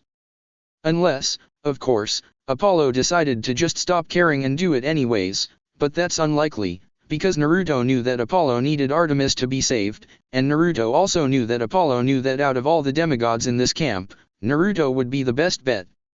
At least, that's what Naruto hoped would happen. Given how Apollo hasn't swooped down and performed a flyby kidnapping yet, Naruto figured that was probably the case. Come on, Percy pressed on. Being a human flashlight can't be the only thing Chakra can do. What other powers do you have? A horn sounded. Naruto tensed up. What was that? It's a summon to the dining pavilion, in other words, it's time for dinner, Grover said. Finally. I'm starving. Percy suddenly face-palmed. I forgot. Naruto tilted his head. Forgot what? I didn't introduce you to the Hermes cabin yet. That's where you'll be sitting, by the way, Percy explained. Sorry about that. I'll give you a quick introduction. Naruto followed Grover and Percy to the dining pavilion. Fortunately, it appears they've completely forgotten about Naruto's chakra. Thank the gods for ADHD demigods and hungry satyrs. Naruto. Nico waved happily at him from the Hermes table. I saved you a seat. Naruto smiled. Thanks, I'll be right there. You know Nico? Percy asked. Naruto nodded. Yup. Met him after you left today. Hey, why is the atmosphere so tense in here? He was reminded of the room he waited in for the Chunin exams to begin. Percy narrowed his eyes. There's a capture the flag game tonight. Campers versus hunters. We're going to beat them. Naruto didn't need negative emotion sensing to tell that Percy definitely disliked the hunters.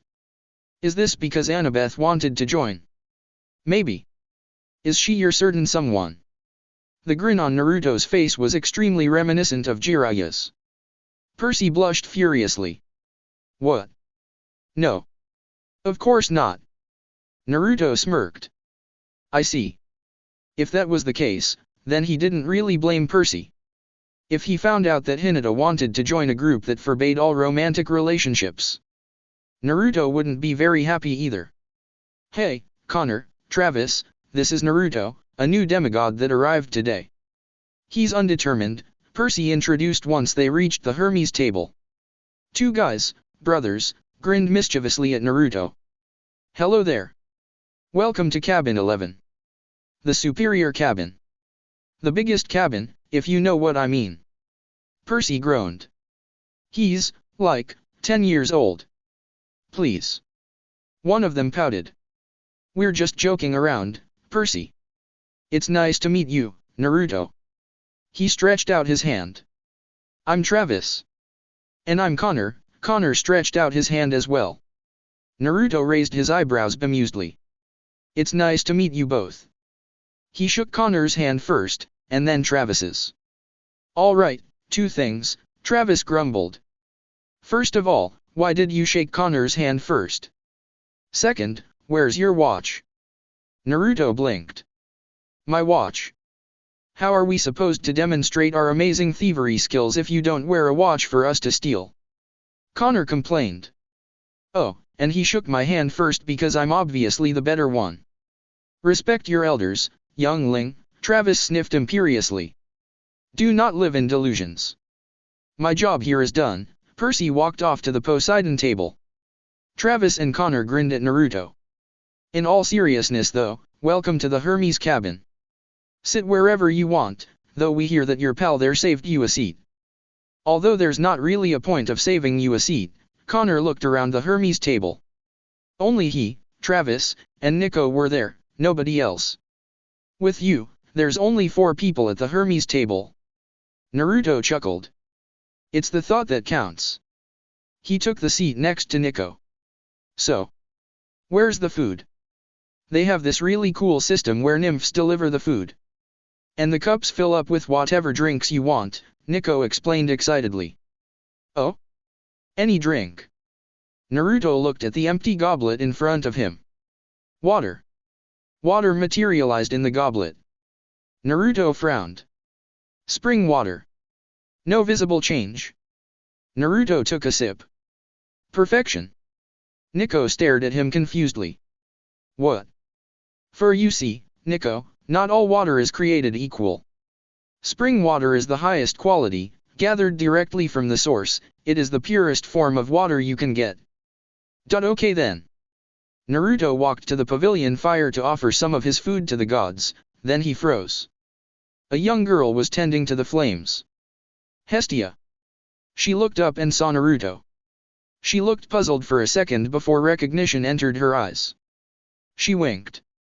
Naruto smiled back as he walked up to the flames and scraped a portion of his pizza in. For you, Hestia. And Artemis. Oh, and I guess Apollo too. Sorry about earlier today, by the way.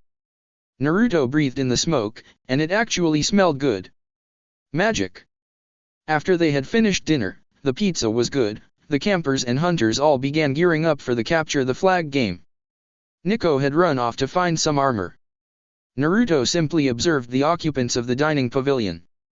The hunters of Artemis all looked upset, they were whispering nervously to each other, and some of them even looked like they had been crying. They must be worried about Artemis. Even though he hasn't even spoken to them yet, aside from that one girl, Naruto felt a strange sense of kinship with them. Unfortunately, Naruto didn't think they'd like it very much if a boy walked up to them. Their general dislike of the male population was vexing. Naruto will make them accept him, though. Difficult, but not impossible. And if Naruto could get through to a purple-eyed mass murderer, a red and black-eyed mass murderer, and countless others, then he could get through to them. On the campers' side, the Aphrodite kids, Naruto could tell because of their perfect makeup/wardrobe/hair, looked like they were ready for blood. It made sense that they would dislike the hunters of Artemis, their literal opposites of each other. Out of all the Olympians, Aphrodite was high on Naruto's list of gods he didn't want discovering his identity. Sadly, it appears that even though the Aphrodite kids had the spirit, they didn't have the skills. Naruto winced as one girl's nail snapped in half as she tried to put on the heavy bronze armor. She must have a high pain tolerance though because she didn't even scream, oh.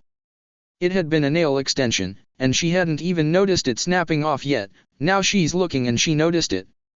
Naruto winced again as she let out a blood-curdling scream. Moving on. 3 Hephaestus kids with huge muscles, presumably from working in the forges all day, were making last-minute checks on their weapons. Weapons that they probably created themselves. A few Ares kids, ferocious expressions on their faces. They almost rivaled the Aphrodite kids in terms of intensity. Almost. Naruto, look at this. I'm wearing real armor. Nico's blue-feathered bronze helmet was falling into his eyes and his breastplate was about 6 sizes too big. His celestial bronze sword was too heavy for him. Naruto chuckled. If I were you, I'd look into asking the Hephaestus kids to forge you some custom armor. Nico's eyes widened. Custom armor? That would be so cool. I could have my own designs, and razor-sharp gauntlets, and a built-in sheath for little daggers and so much more. He deflated. I don't think they'll make it for me though. Oh, look, it's Percy. Nico ran up to Percy excitedly, Naruto following behind at a more sedate pace. Percy, this is awesome. He lifted his sword with effort. Do we get to kill the other team? Naruto blanched. Well. No, Percy replied, looking vaguely disturbed. But the hunters are immortal, right? That's only if they don't fall in battle. Besides, it would be awesome if we just, resurrected as soon as we were killed, so we could keep fighting, and... Nico, this is serious. Real swords. These can hurt, Percy interrupted. Speaking of which, Naruto, what are you wearing? Naruto looked down at himself. Orange pants. Black and orange jacket. Black sandals. What's the problem?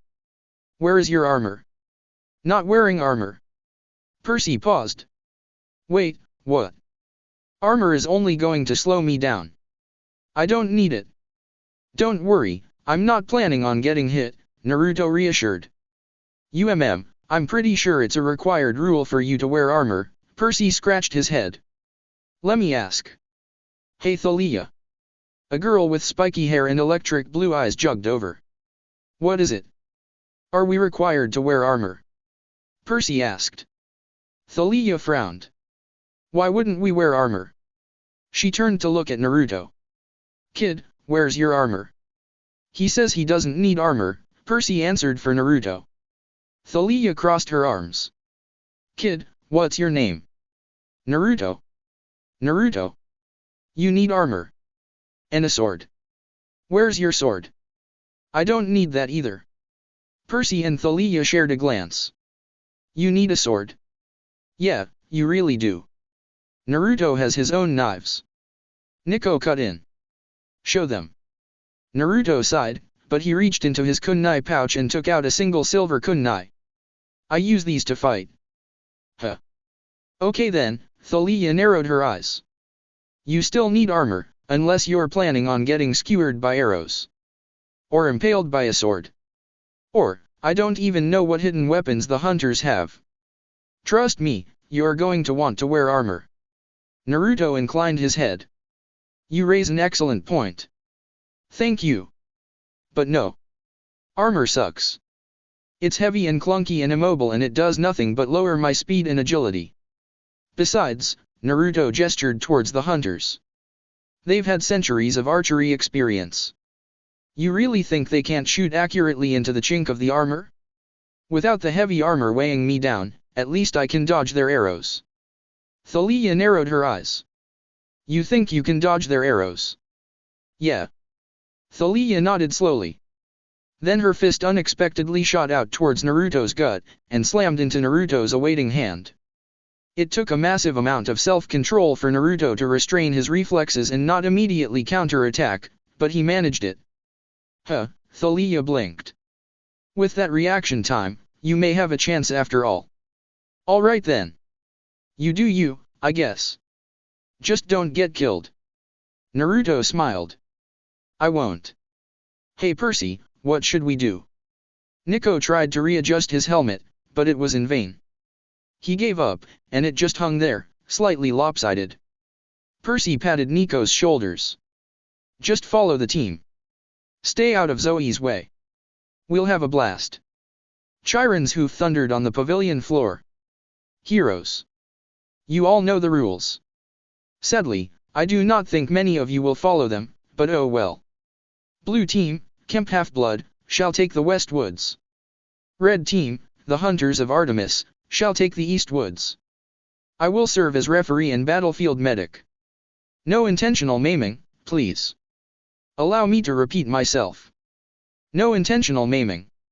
Oh come on, Chiron. An Aphrodite kid yelled. No exceptions. Anyone accused of intentional maiming shall first be tried by a kangaroo court and then subsequently punished by becoming my personal stable cleaner. There was a collective shudder around the camp. He doesn't mean what I think he means, right? Naruto asked nervously. Percy looked at Naruto with a haunted look. He does. He absolutely does. All magic items are allowed. Chiron continued. Unless, and this is a very big unless, if it creates fires, explosions, or otherwise any form of incendiary results of any kind, then they are banned. I am looking at you, hunters. One time. A hunter protested. It was one time. Besides, the campers started it. I don't care who started it. The camp was in flames. Do you understand how much paperwork you put me through, you stupid, short-sighted, irresponsible? Chiron coughed. Ahem.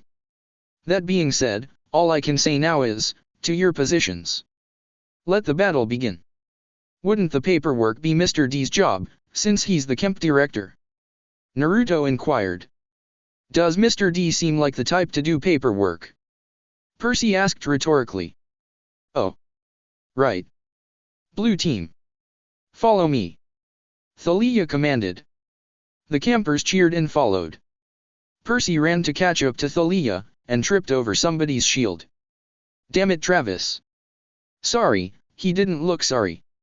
Thalia had put Naruto on defense along with a Hephaestus kid, Beckendorf, Percy, the Stahl brothers, and Nico. The flag itself was located on top of Zeus's fist.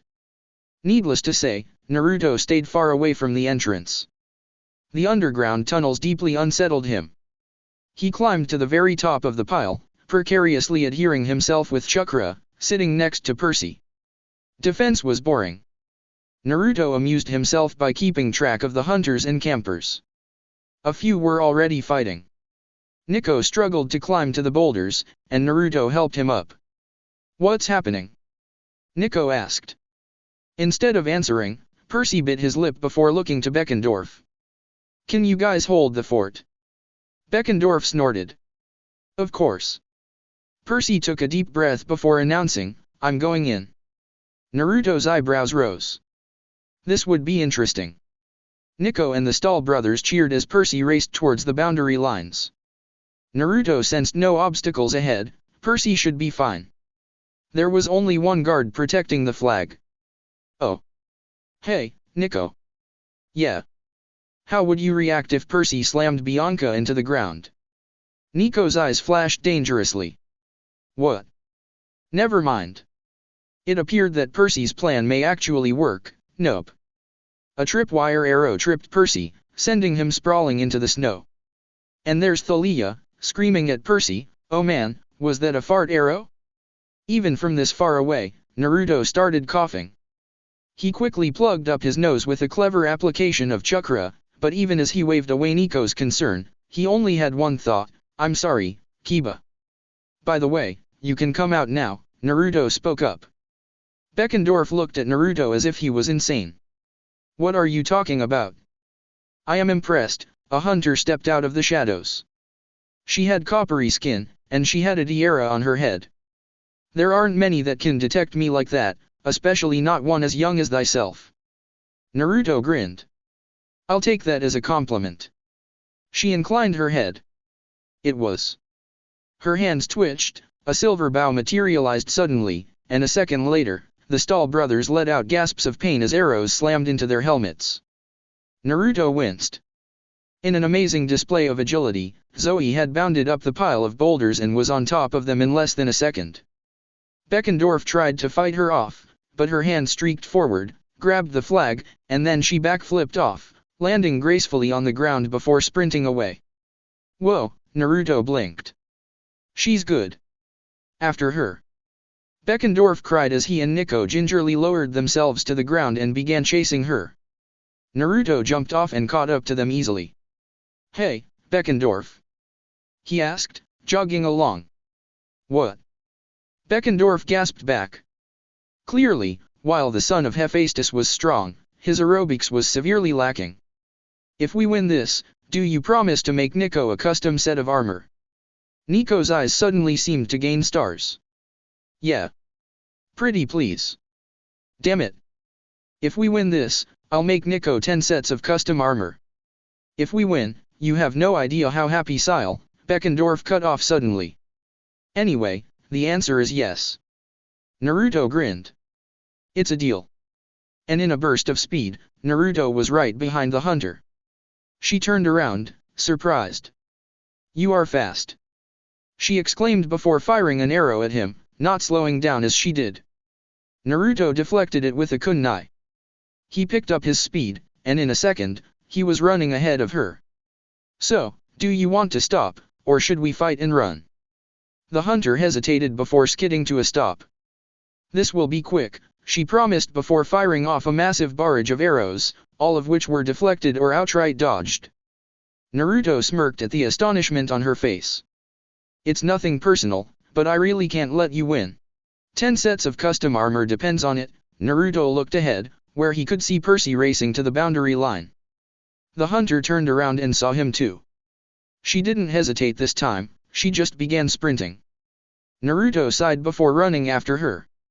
"Hey, didn't you hear me? You can't outrun me," he shouted right next to her. She spared him a glance. "You cannot stop me either."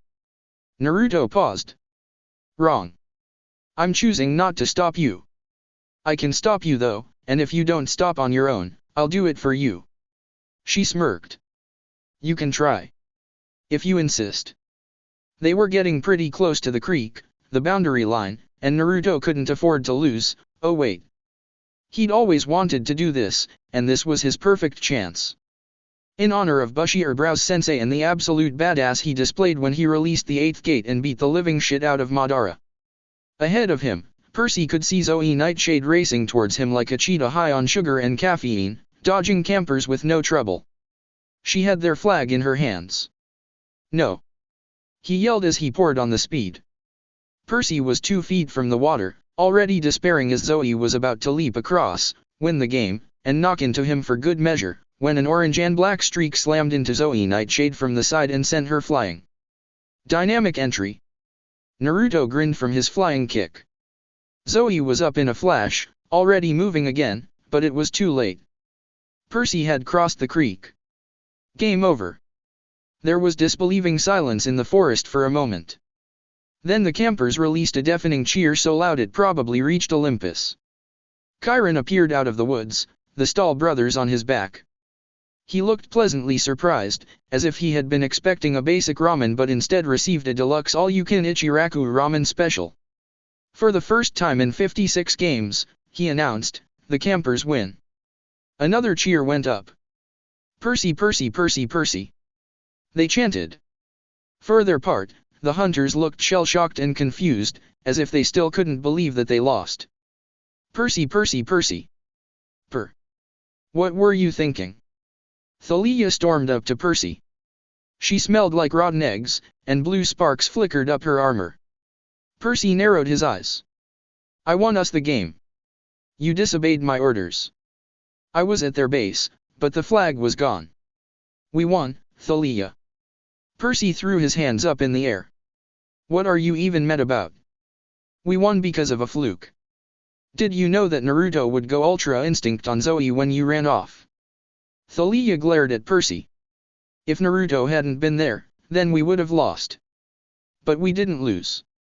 Percy retorted. "I don't get what you're mad about. We won." "It isn't about winning," Thalia growled.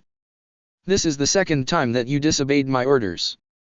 And sure, maybe it worked out this time, but it probably won't work next time, and it most certainly did not work last time." Percy grew still. "Are you blaming what happened to Annabeth on me?" he asked dangerously. Thalia paused, sensing that she'd gone too far. "That's not what I meant." A stream of water shot out from the creek, blasting Thalia in the face. Travis giggled. "Percy just made Thalia wet." "Dude, shut up," Beckendorf muttered. "Sorry." Percy's eyes widened, turning pale. "I didn't mean to."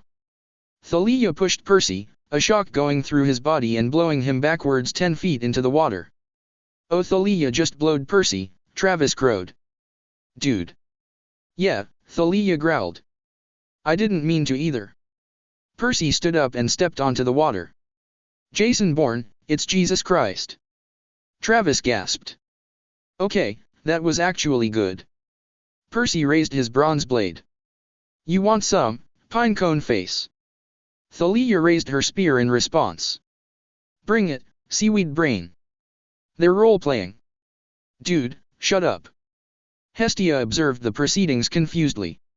"Why are they fighting?" she muttered. Dionysus stood next to her, chewing on peeled grapes. "Isn't it obvious?" "No." "Would you care to explain?" Dionysus shrugged. "All right. The thing you have to understand, Hestia, is that they both possess an extraordinary amount of repressed anger and shame and sadness and guilt from losing any girl. Annabeth. Whatever. The point is, they're not really fighting over the disobeying orders thing. They would have ended up fighting anyway, no matter what the reason. They both blame themselves for the loss of any girl, so they're taking it out on each other.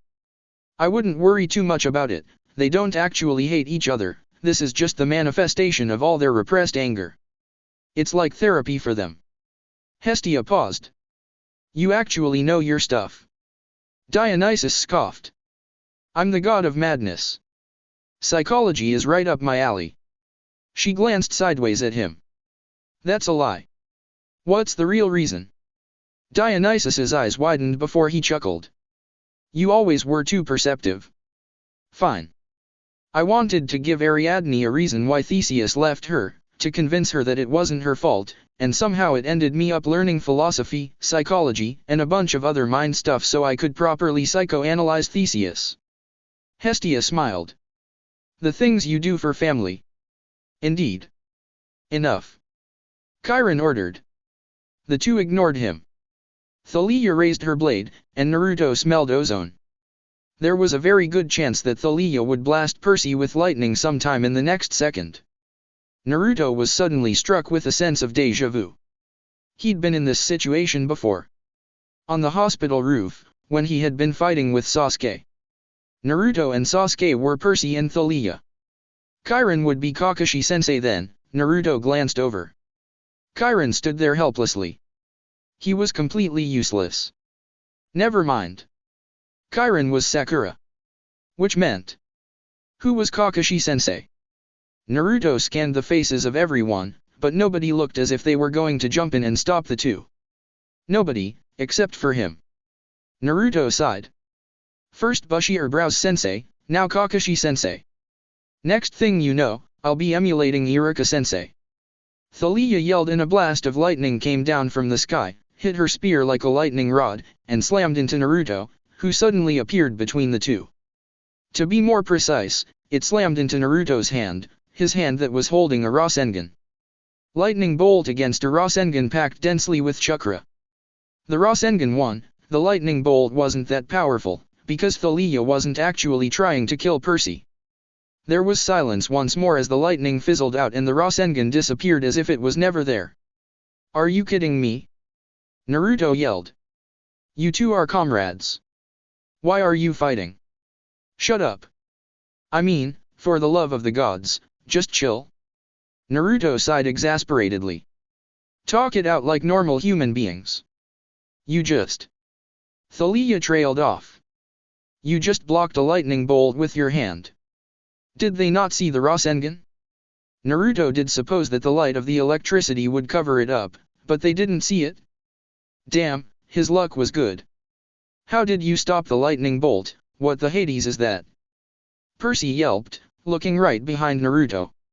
Naruto turned around and saw something that terrified him. It was shrouded in a murky green mist. A withered mummy. This is impossible, Chiron breathed nervously. She has never left the attic. Never. Nobody dared to move, except for Naruto, who leaped back. He was pale. Go ghost. I am the spirit of Delphi, it said, speaker of the prophecies of Phoebus Apollo, slayer of the mighty Python. Naruto blinked. Never mind, false alarm. The oracle turned and regarded the Diera girl with its cold dead eyes. Approach, seeker, and ask. She swallowed. What must I do to help my goddess? The oracle's mouth opened and green mist poured out. A vague image of a mountain, and a girl standing at the barren peak. Naruto drew a sharp breath, but nobody noticed. It was Artemis, but she was wrapped in chains, fettered to the rocks. She was kneeling, her hands raised as if to fend off an attacker, and it looked like she was in pain. The oracle spoke. 5 shall go west to the goddess in chains. 1 shall be lost in the land without rain. The bane of Olympus shows the trail. Campers and hunters combined prevail. The Titan's curse must one withstand. And 1 shall perish by a parent's hand. The mist swirled and retreated like a great green serpent into the mummy's mouth. She sat down on a rock and became still. Naruto's heart pounded harshly against his chest as his hands twitched uncontrollably. His chakra fluctuated and he had a wild look in his eyes. He was going to save Artemis. No matter what. That's it for part 2. Thank you for watching and see you on the next video.